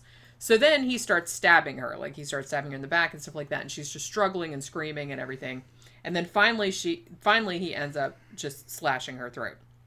So she did die then. Yeah, it's funny. These guys, they're kind of attracted. They want to be rapists. They want to be murderers, and they're somehow attracted to knives, like you said. And then they go through all this problem. It's got to be kind of a sexual thing. They're looking at that blade. It is like a penetration. And they're thinking, oh, yeah, that's what I want to use. Really, for a non-firearm weapon, if you want something that is effective and quick, it's always blunt force trauma. Yeah. And not a hammer. A bat. Yeah. Hammers, we've seen the evidence through all the forensic evidence before. Hammers just pop a hole in a skull and then you can't get the damn hammer out. Yeah. And it doesn't kill that person. You would think that it would, but not right away. Except Ed Kemper killed his mom with a hammer. Yeah. Well, that did kill her. It's just not. It just doesn't kill them right away. Yeah. It's not like a one blow and they're dead. No, they were going to fucking. That's a pretty horrible death though, Yeah, because terrible. like you said, it takes like several Takes times. several Because steps. I've written about a bunch of cases where people killed people with hammers, and it was Yeah. like it took several. But one blows. massive blow with a baseball bat usually kills a person.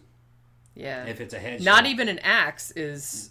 Not even an axe is as good. No, because like I said, if it, like the fucking Axeman of New Orleans, like a lot of his victims lived, even though he hit him in the head with an axe. With an axe. Yeah, there's a damn transgender person on video now. It was over in Australia, and you can see, he walks. What's a she? I guess walks into a damn 7-Eleven and hit that guy right in the fucking center of his face with an axe. He lived, and then he hit the girl with the axe, and I think she died.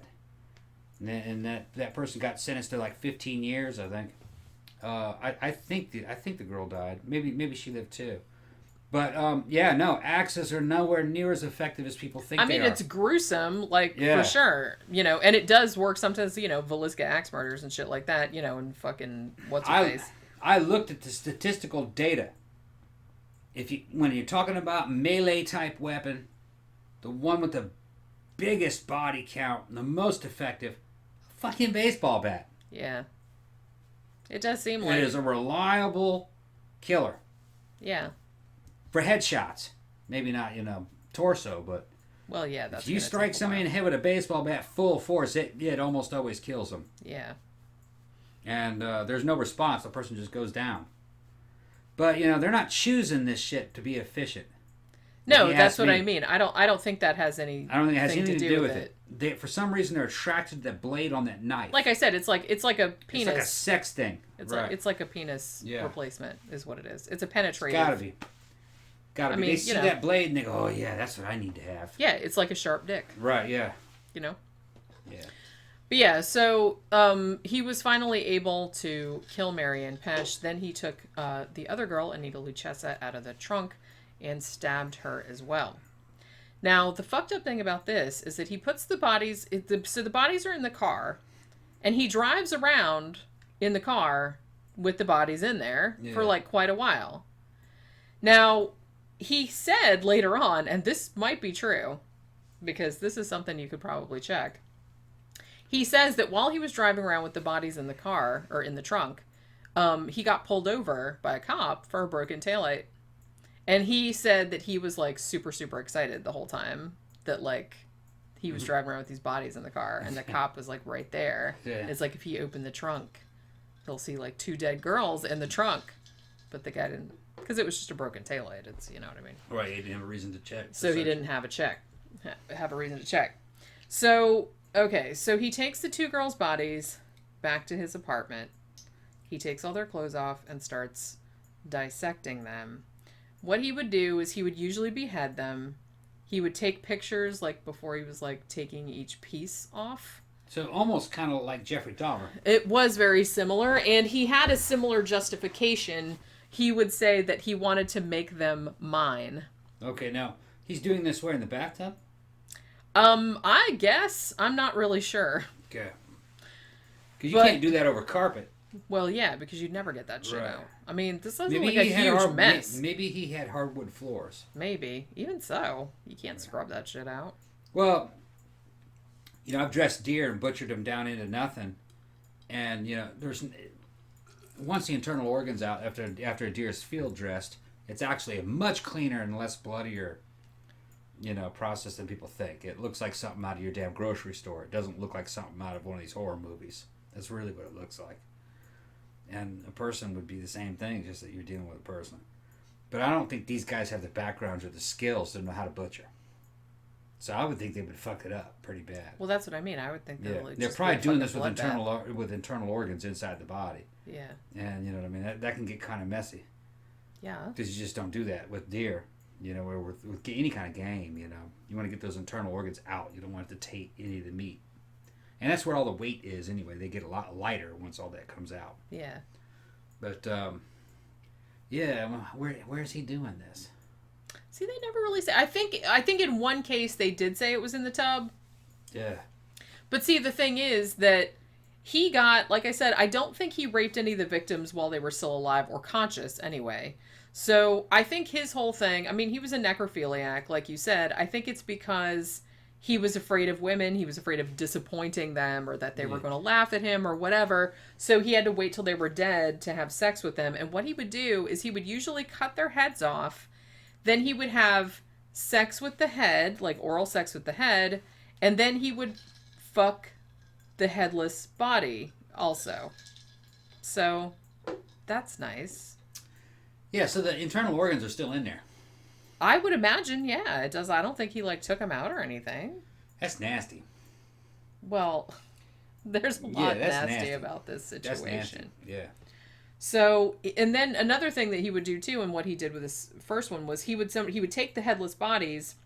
Sometimes he would cut them up further and would wrap them in plastic or something, and he would go and dump them in different places. Like he would dump them like in a ravine or like in the ocean or something like that. Right. Now, sometimes he would keep the heads for a while, I'm assuming for sexual purposes, and then later he would get rid of them. So, there was one horrible image where he said something about sitting in his living room and just having these two, like, girls' heads, like, on the arm of the couch. Like, he was, like, talking to him and shit. Damn. This is messed up. This dude's fucking messed up. Yeah. So now he had done this. He had done the ultimate thing, and he said in like interviews later that, the first time you do this, it's like, it's like shocking. It's disgusting, and you can't believe you did it and stuff like that. And I'm like, I'm not so sure I buy that. But anyway, nobody he liked it. He wasn't just like nobody suspected him. Now at this stage, the cops only knew that these two girls were missing because they didn't find their bodies until actually I believe Anita Lucchesa. I don't think they ever found her head or her body. Was he eating them? Now, okay. In a couple of statements, he did say that he was eating them. Okay, I figured But then later, and a lot of, like, psychiatrists that studied him said even if he didn't say it, he is, like, seems like that type of, like, a cannibalistic type of serial killer. He wanted to, like, a possession, like, he wanted to keep them with him, like Dahmer did. I'm thinking just having a background in deer hunting. If you're going to go through the problem of taking that thing home and cutting it up, and having sex with it. Well, I don't have sex with deer, but I'm just saying, you would think that he would probably eat some too. I mean, it's free. Yeah. It's free. Yeah. You know what I mean? So why wouldn't he eat some? And like I said, he did say at one point that he had eaten parts of the bodies. Yeah. And some of the psychiatrists that studied him said, yes, he probably would have, because that is, that's usually something that people of that personality type would do. It's not a big step from it. But later on, he recanted that because he said, I just said that at my trial because I was trying to get an insanity plea. Because at the trial, he had already confessed everything, so that's the only defense they could... I'm going to call him a liar. Yeah, I am too. I kind of feel like maybe he did... What happened is he kind of cooled off and he says, maybe I shouldn't have told him that. Maybe that's going too far. Yeah. I think maybe, like having sex with a fucking severed head isn't bad enough. Eating it's going too far. Yeah, that's what he's thinking. In a way, I almost feel like having sex with a severed head is like worse. Yeah, I would say having sex with it is a lot worse than eating it. I mean, they have people. They're both bad, obviously, but they it's have people in other countries that do ritualistic cannibalism. They eat their own relatives during the damn funeral. Yeah. I mean, it's not common anymore. But shit, they were doing that in India up until kind of recently, I think. Yeah. Wasn't there a guy from Vice, one of the reporters from Vice News actually was in on some kind of weird cult in India that still practices it. Kind of a throwback. Yeah, I remember you talking about. They die and then they go, well, okay, free meat for everybody. Meat for everybody, and they eat it. They're dead anyway. Which, I could see that. I know it's fucked up. Well, when you I can see where they're coming from. When you kind of think of ritualistic cannibalism in nature with pre-industrial societies, really what you're talking about is extreme poverty. Yeah. In a place where meat is very hard to come by, and when a loved one dies, they're giving you the gift of some meat. Well, that's how they see it. That's how they would see it, and that's how their culture saw it. But in a day where you can go down and get some damn chicken breasts for fucking, $1.69 a pound. Yeah, it's like, why would you? Why would you eat that shit? It's not good. Honestly, all around the world, there's a taboo against about cannibalism for a reason. It's very, like, ingrained. And most species have that. Yeah. I kind of think though, in the hominid period, you know, we're talking about tens of thousands of years ago, different types of humans probably waged war against one another and ate each other. Yeah, probably. Because there's a lot of evidence about those ancient campfires were filled with bones, and they were hominid bones. Yeah. So they were eating each other.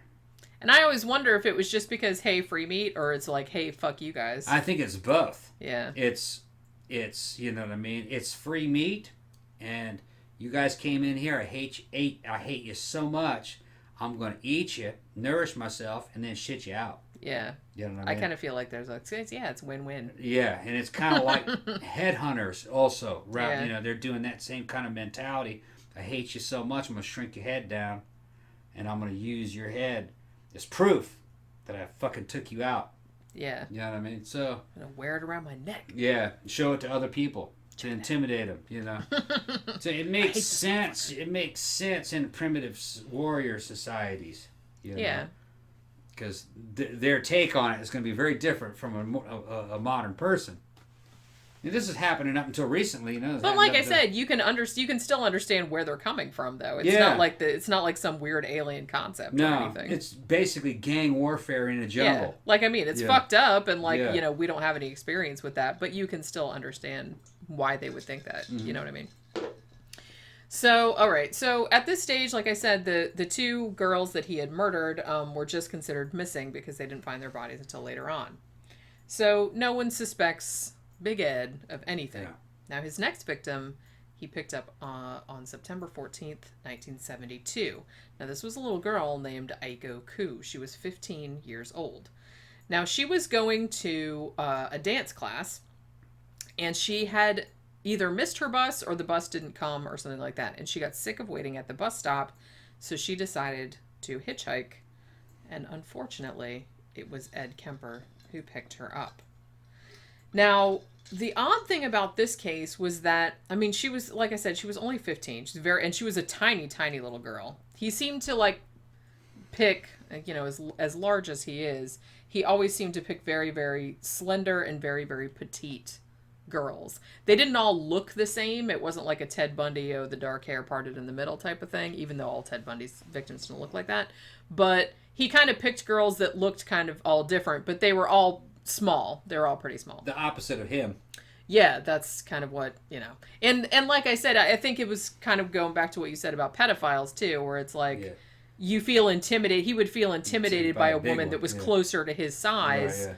So he always picks somebody. It's almost like picking on kids, really. Well, this girl is a kid. She's only 15 years old. So he picks her up. Now he has the gun in the car, and he drives her to like a remote area, and he starts to like threaten her with it.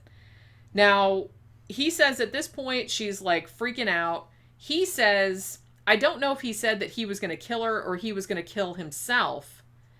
Now what he ended up doing was that he locked himself out of the car with the gun still in there. I don't know if he did that on purpose, like to test her, or if he did it accidentally. I've heard, because like I said, different interviews at different times, because they've interviewed him many times, like over the years, because he's in prison for so long. His story kind of changes from thing to thing. So in one account of this, he says, I accidentally locked myself out of the car and the gun was still in there.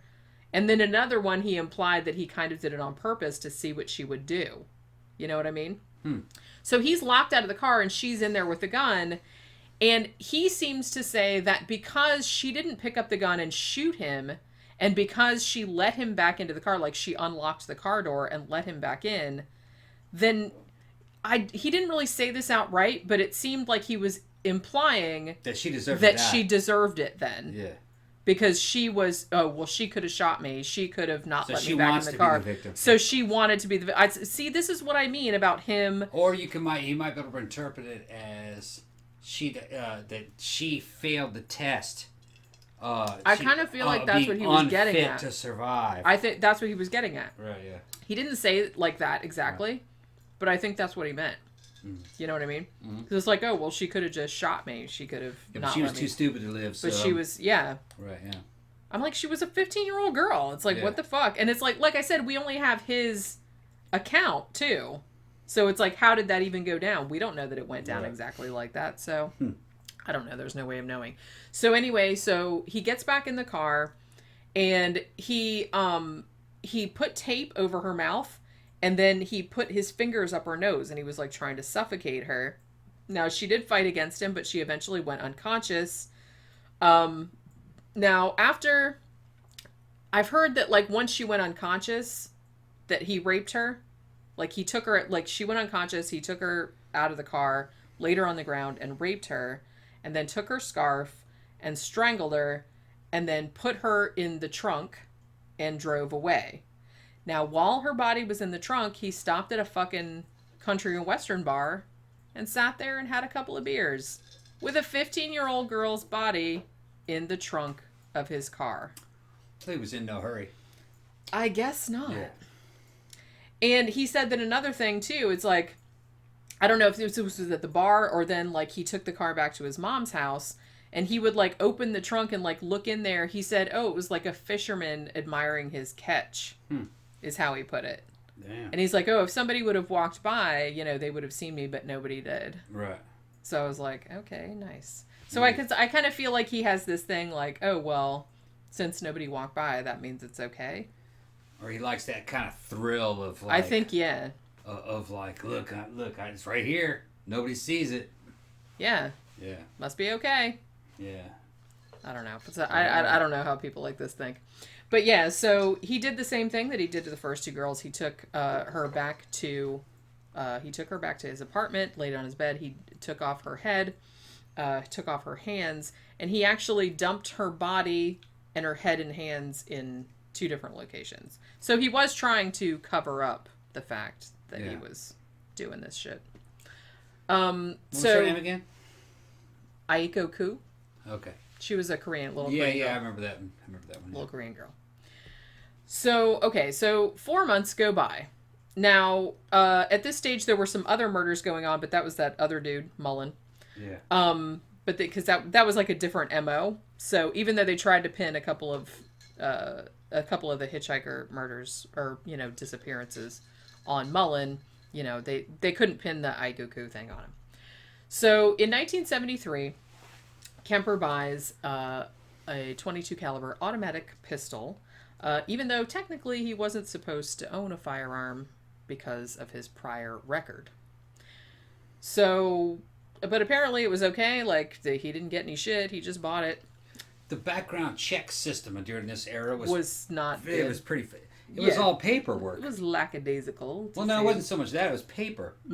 So it's not like you could, like, you know, turn on your computer and search a name and have it fucking pop up through all states. Yeah, they'd have to, like, look through the index cards. Yeah, states didn't really communicate too well with each other. And yeah, like, as bad as it like, is nowadays, it's like back then. Oh, yeah. It's just, shit, man, if something happened the next county over... Yeah. It's like it was like some big deal. It's like, you stepping on my dick and we can't do this. And this, no one was cooperating. Yeah, people today always worried about felons getting their hands on guns. For a long time, a felon could own a gun. Yeah. You know what I mean? You came out of prison, your time was served, you had a full restoration of rights. Which actually, I kind of believe that. If you're so dangerous that you can't get your then they rights, shouldn't let you out. They shouldn't let you out. Yeah. You know what I mean? I think that, you know, you do your time, it's all good now, you've paid for it, you should be right back into society. You know, no problems. But, you know, back in those days, you could be a felon, all right, in your own state, go buy a gun, and you had a good chance of fucking not being found out. Well, they didn't do it in this case. Yeah. He didn't have any problem at all, evidently. Because the paperwork was just so, you know, physical paperwork is hard to deal with. Your criminal record might have been in a damn cardboard box somewhere in some fucking storage shed from a long time ago. You know what I mean? No one's going to go out there and check how would they figure it out? You know, just was not, you know, data was difficult to deal with back then. And the thing about it was that, I mean, his juvenile records had been sealed. Yeah. You know what I mean? So... I mean, you know, but in the pre-computer age, it was pretty much the honor system. Yeah. Hey, you felons, like, can you just not, like, don't come in here and don't... We're going to check make sure you're a felon. But no, I don't think anybody did. It's kind of hard to actually find out. Yeah, everything was a pain in the ass back then. Like I said, that's why there's some shit was cool about the 70s and 80s, but I would never go back there. Everything was a gigantic pain in the ass, like way more than now. Yeah, you couldn't find information. No, it was very, very difficult. Yeah.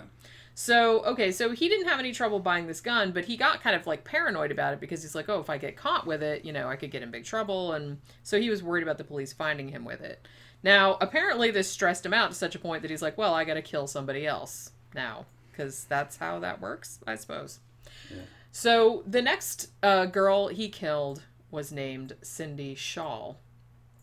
Now, he was, I guess he was kind of jazzed that he had the new gun, so he wanted to try it out on somebody, as fucked up as that is. So he forces her into the trunk and shot her with his new firearm. Damn.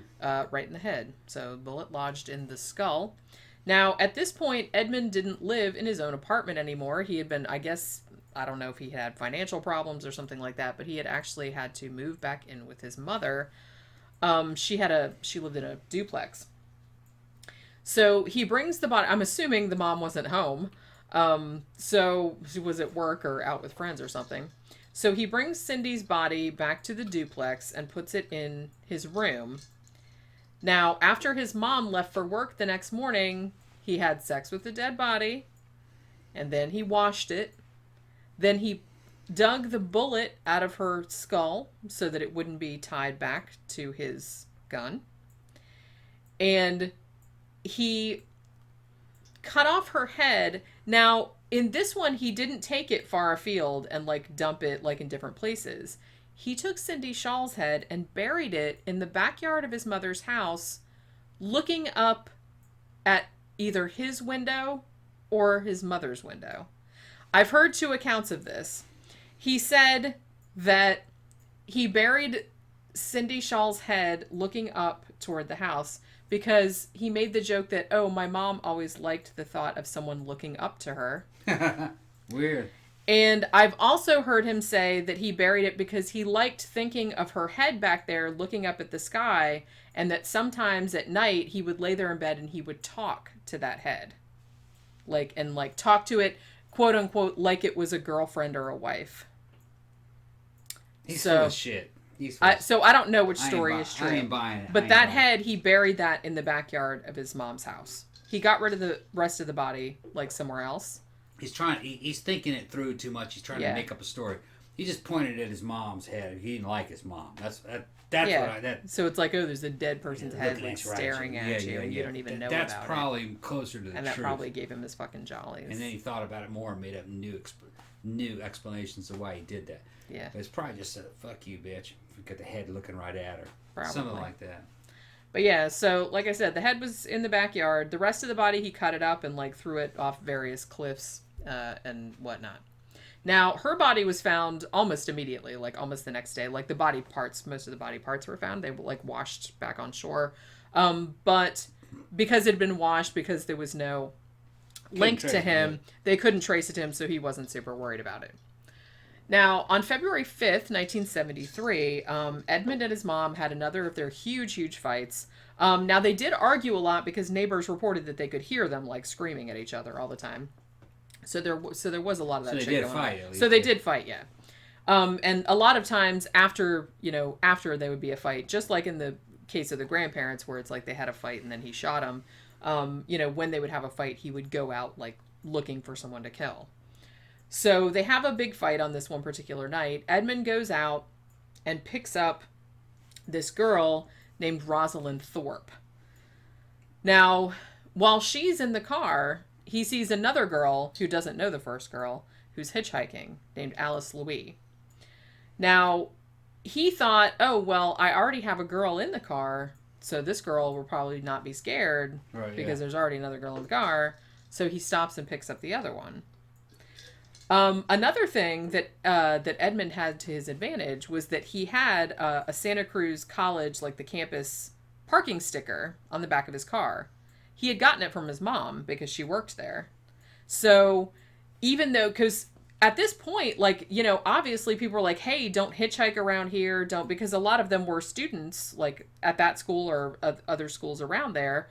And people are like, hey, might not want to hitchhike, or, you know, if you do, like, look out, like, if it's somebody from the campus, like, with the sticker, it's probably fine. And because they said that, he asked his mom to get him a sticker for his car, and she did. So in this case, like, he actually went back onto the campus, and because he had that sticker, like, the guard didn't check, because they thought, oh, well, he's just another student, or he works here, or something like that. So It's on the back of his car, though. The hitchhikers couldn't see that. No, but the guard. Okay. The guard was who I said. Yeah, so that was another thing that happened. So he has these two girls in the car. Now, these ones, I don't think he even, like, took them anywhere particularly far. What he did in this case was Rosalind was in the passenger seat and Alice was in the back seat. He says to Rosalind, like, oh, hey, look at that pretty thing over there, like, out the window. And then he just fucking shot her, like, in the head, like, in the passenger seat. Damn. Now, Alice, in the back seat, obviously freaks the fuck out. And then he slowed down and, you know, just pointed it at her and shot, you know, at her a bunch of times. But he was, like, over his shoulder. Now, she did get shot, but, like, she was moving around, obviously trying to get the fuck out of the car. So he had to shoot her, like, a bunch of times, like, before she actually died. Now, after that, he put both the bodies in the trunk. Then he stops at a gas station to fill up the car with gas. He goes back to his mom's duplex where he was living at the time. Then he opens the trunk, beheads the girls while they're in the trunk, like, while the car is parked out. This is what he said. Yeah. He beheaded them while they were still in the trunk, and he was just standing there on the fucking side where the car was parked. Now, I guess he left them in there overnight because, like, the next morning after his mom left for work, he brings Alice's body inside, which is headless, and has sex with it in his room. Damn. Then he brought Rosalind's head into his room so he could take the bullet out of her head. And then he goes to Pacifica, and, well, he goes, like, on the way he dumped, like, some of the body parts, and then he goes to Pacifica and he dumps both the heads and the hands. So, yeah, do you look horrified? Yeah. That's some weird shit. Yeah. And like I said, he's like, this is fucked up. So he beheads him in the trunk. That's what he said. Man, you think that'd make that trunk all fucked up? That's what I mean. Full of blood and all kinds of stuff. Yeah, that's messy. Maybe it didn't bleed much because, you know, the blood pressure was down. Hearts weren't beating, but still, why would you do it there? Yeah, because, I mean, they've been in the trunk for a while. Wonder what his car looked like once he was apprehended. Maybe we'll get to that, huh? Did they find a bunch of evidence in that car? I don't know. Not that I know of. I never heard anything like that. Maybe he made that shit up. That's what I mean. It's really hard to say. Now, the next ones he committed were probably the ones he wanted to commit all along. So, okay, so his mom, Clarnell, as much as she allegedly couldn't stand his ass and thought he was a freak and a weirdo, she never suspected that he was the quote-unquote co-ed killer. A couple times he actually, in interviews, he said, oh, sometimes I wanted to just tell her, just like so, because she would like flip the fuck out, and he got off on that. But he never did tell her. So, it's Easter weekend, and this is about a month after he killed the previous two victims. So he's at home one night, and his mom has been out with her friends. Some sources say she'd been out, like, drinking, or she was kind of, like, inebriated when she got home. Some of them don't say that. So apparently she comes home, and I guess he goes in her room after she comes home, and she, according to him, says something snarky to him, like, oh, I suppose you want to stay up and talk now, or something like that. That's what he said she said to him. And he was like, no, it's fine, and he goes back to his room, but then he waits for her to fall asleep, and then about 3-4 in the morning, he comes in and just beats her to fucking death with a hammer while she was sleeping. Evidently out of the blue. Yeah. It was just, like I said, it was almost like his grandmother type of thing. Like, it almost seemed like he got to a point where... Or, you know, some people have said that all of the women that he killed were, just leading up to his mother, like surrogates for her, because he talked about how much he hated her. Like, since he was 8 years old, he wanted to kill her, he said. According to him. Just built up to the point to where he had to do it. I guess so. So, not only did he beat his mother to death with a hammer while she was sleeping, he also beheaded her, had sex with her head. Damn, so he's actually fucking like into damn apparently had sex with her headless body also, although sources differ on that. He put her head on the mantle and screamed at it for an hour. Yeah, I remember that one. Threw darts at it. Yeah. Then he cut out her tongue and her larynx and tried to put them down the kitchen garbage disposal. For talking all that shit, man. And he said that he tried to put them down there, but it was too gristly. Yeah. And so it came back up into the sink. And he thought that was very funny because he thought it was very fitting because of all the bitching she had done at him over the years. I wonder if it's like, true. Even the garbage disposal rejected. Did they recover any of this? They did, yeah. They did? Well, I mean, that's in pretty much every source that I've read about it. Yeah. Because cops did go to the house, because you know what I mean. All right. So, yeah. He did all that to his mom. Damn. Now, for whatever reason, I don't know what his reasoning was for this exactly, because he had already killed his mom, which, like I said, that was like his Everest, I suppose. But either because he didn't want the crime tied to him, or for some other reason, he decided to call his mother's best friend, whose name was Sarah Sally Hallett. He's like, hey, I'm having a little surprise dinner for my mom. Why don't you come over for dinner and the movie or whatever? And she said, okay. And when she got there, he strangled her to death and did the whole fucking thing with the head and having sex with the head and the body and everything like that. So then he sort of half-assedly tried to clean up the duplex. Like, he took, like, the mattress where his mom was killed was all bloody, obviously. He turned it over. He kind of tried to clean some shit up. He took the bodies and kind of stuffed them in a closet. And then he kind of went on the run. Like, he initially took Sally's car, and then he ditched that one, and then he rented another one. I think it was an Impala. And he basically drove for, like, 3 days.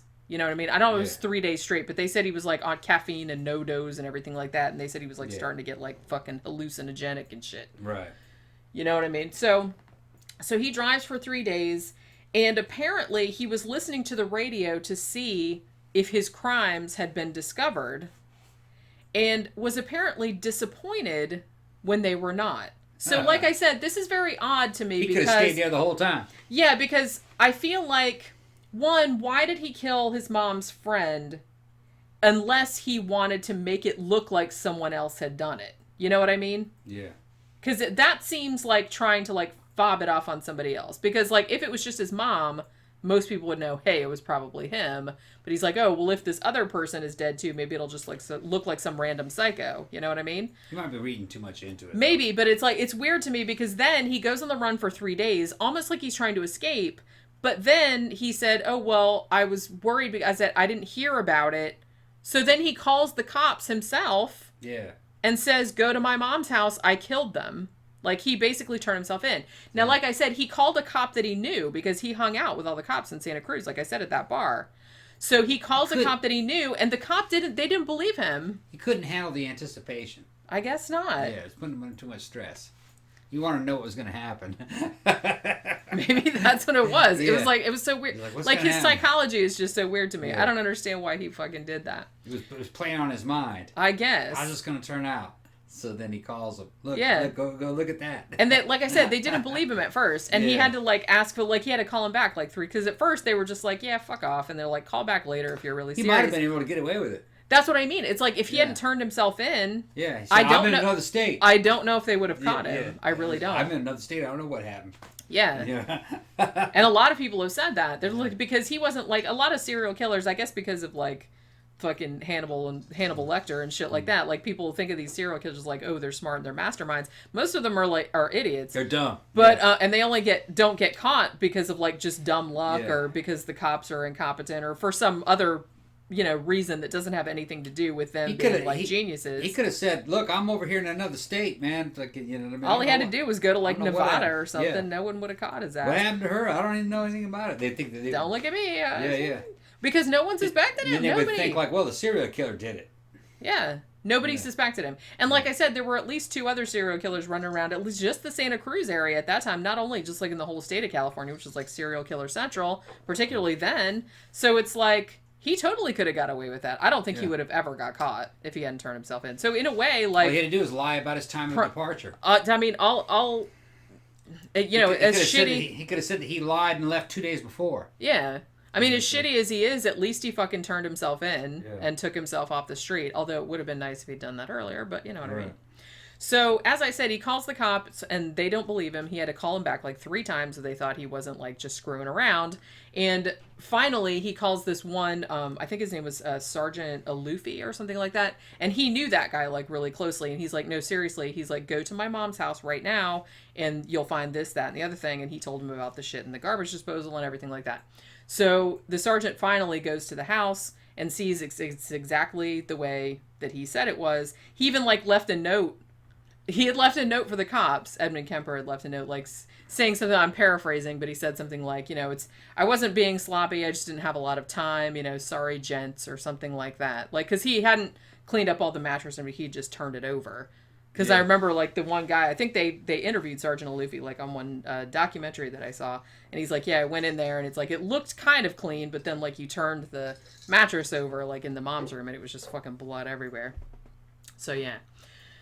Now, they finally believe him, and they go and do all that shit. So, they arrest him. Now, he actually, as I said, because he was so forthcoming with his confessions, he basically, as soon as they brought him in, he just started yapping.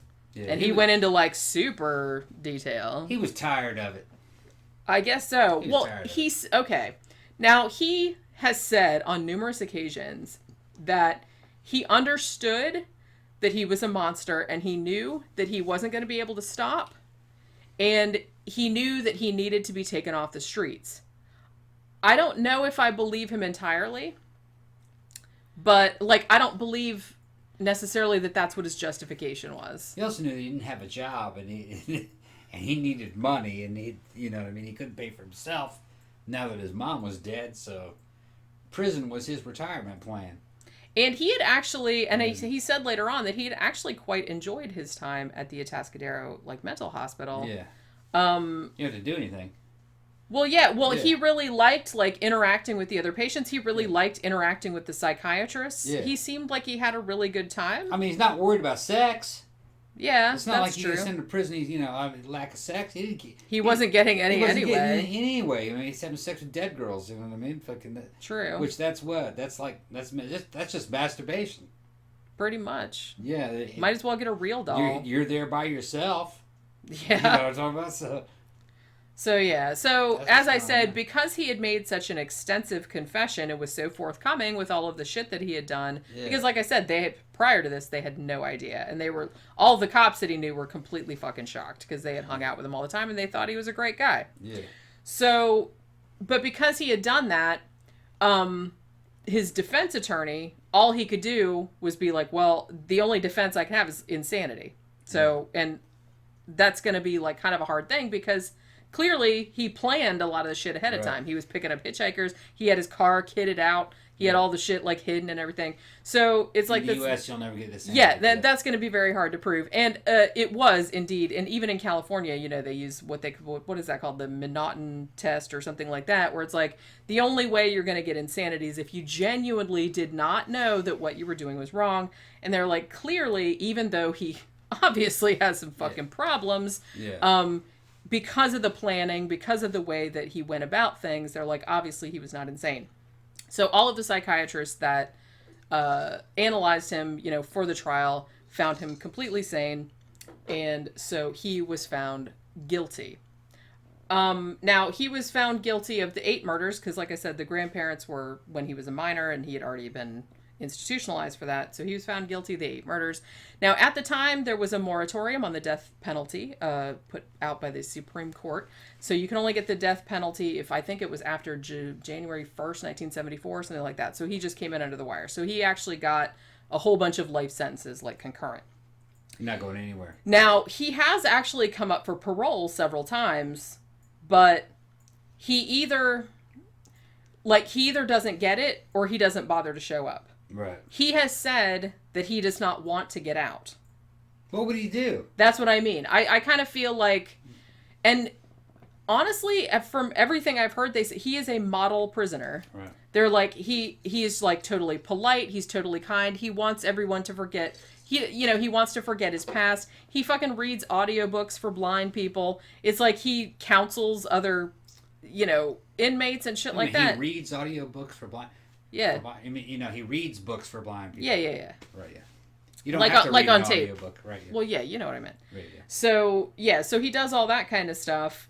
And I should say too, as horrible as the shit he did was, the silver lining of it was, as I mentioned, he was instrumental.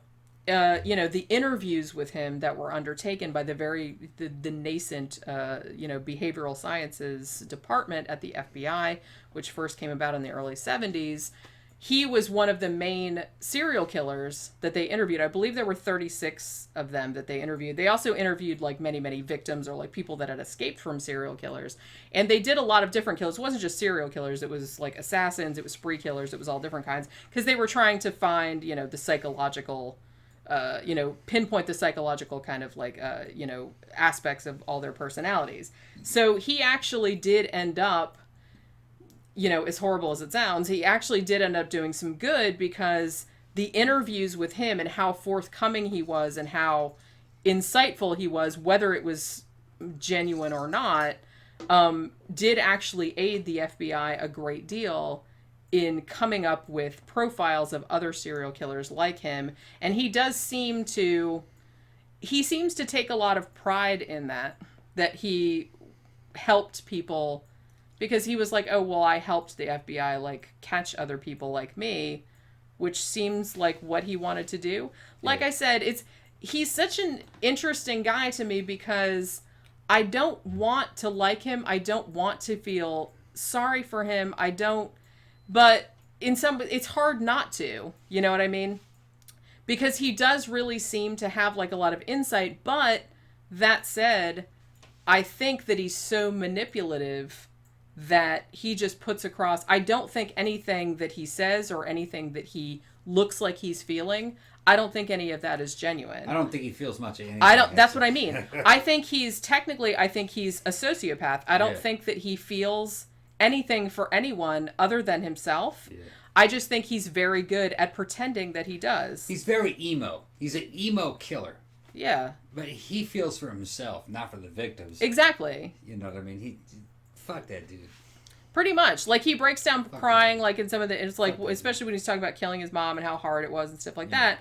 I'm like, I have a hard time. I have a hard time. Yeah. But I can see how other people would be fooled. Because he does seem very genuine. Yeah. But that's what makes him so interesting to me. And that's what makes him so dangerous. And why I'm glad that he turned himself in, for fuck's sake. Because he could have killed, like... dozens, hundreds of people and not been caught. Yeah. Because he wouldn't have stopped, I don't think. No. Well, he did stop. Yeah, but I mean, had he not... He may have... I think he burned out. That's why he turned himself in. Once he killed his mom, he realized he wasn't going anywhere. Well, yeah, that was kind of like what he had wanted to do since he was a kid. And I think he kind of got, like, self-defeatist. He started to, like, beat on himself, like, oh, I'll never make it. They're going to catch me. They're going to catch me. Yeah. And that shit started fucking him up so bad that he's like, why haven't they caught me? I need to call them. Yeah. See how this shit I'm just going to worry about it. I want to see how this shit turns out. You know what I mean? So I think that's what happened. Yeah, it may be. Yeah. But like I said, I do find him very interesting and, Had that been just a random innocent person, that he wouldn't have called. It was because it was his mom. Because it was his mom. Yeah. like I said, the relationship between him and his mom was like super, super weird. Yeah. Like that whole thing was like totally fucked up. Yeah. Like I said, I don't buy his whole, oh, my mom made me a serial killer crap, because I hate that shit. But it's like, you know, I think he was born like that. But then the synergy that happened between the two, like I was telling you about, like the feedback loop. Yeah, and sometimes his it's mom not. Sensed something was wrong. I think that's what the problem was. His mom sensed something was wrong, and then once she started to go like, oh man, there's something wrong with this dude. Then all of a sudden he started to go, you know, oh, she doesn't love me. Fuck that bitch. Yeah, because he started to pick up on it because she didn't trust him. And rightfully so. Right. But in his mind, right, it was like an offense. Because I forgot to mention that one thing that pissed him off about his grandmother was that I guess his granddad had like a 45 in the house. Yeah. And he said that when he would be left in the house by himself, like his grandparents were going out, like to the grocery store or whatever, she would take the gun with her. Yeah, she didn't trust because she didn't trust him. And that made him angry. Yeah. That even though he probably would have, like I said, she wasn't wrong. Right, yeah. To not trust him because he wasn't trustworthy. Right. But if you recognize that in him, he took it as an insult. Right. So I think, like I said, it was just this horrible perfect storm, particularly between him and his mom. Like you said, it was her recognizing that he was fucked up and him taking that personally like an insult because he interpreted it as she doesn't trust me, even though she had every right not to. Yeah. You know what I mean? And it was just like this really, really bad situation. And as I said, when he was let out of the mental hospital when he was 21, like after killing his grandparents, I just wonder what would have happened if he hadn't been sent back to live with her, because he didn't want to go back to live with her. And all the doctors said, you know, even if his mom wasn't fucked up, it wasn't as fucked up as he said. It's like, well, because he has that perception of her, then that's a trigger for him clearly. So it's not a good relationship for them to have. What would have happened had he become a cop? Yeah, see that too. There's like so many things that could have gone differently. Yeah. But I guess that's true in like any serial I have a weird killer. feeling that had he become a cop, he might have been a good cop and snapped out of it. There's a Maybe. chance. He really wanted to be one. And apparently he was really bummed out when he found out that he was too tall. Yeah. But yeah. All right. So I guess we've gone on long enough. We probably have gone on. Oh my goodness. Yeah, we have gone on a very long time. All right. So we will wrap up this show about Edmund Kemper. You know, if you want to know more about Edmund Kemper, at least the fictional one, and how he kind of helped the FBI and shit, you might want to check out the first season of Mindhunter on Netflix if you haven't seen it. Second season's also very good, but like I said, it's not so much about Kemper on the second season. But the first season, there's a lot of shit about him. And the actor that plays him on there is actually really good. He's actually a lot like him. And there's tons of like interviews with him online and stuff. And if you watch him, like, you'll see what I'm talking about. Like why I find him so interesting and why a lot of people think he's likable, even though I think he's a manipulative douchebag.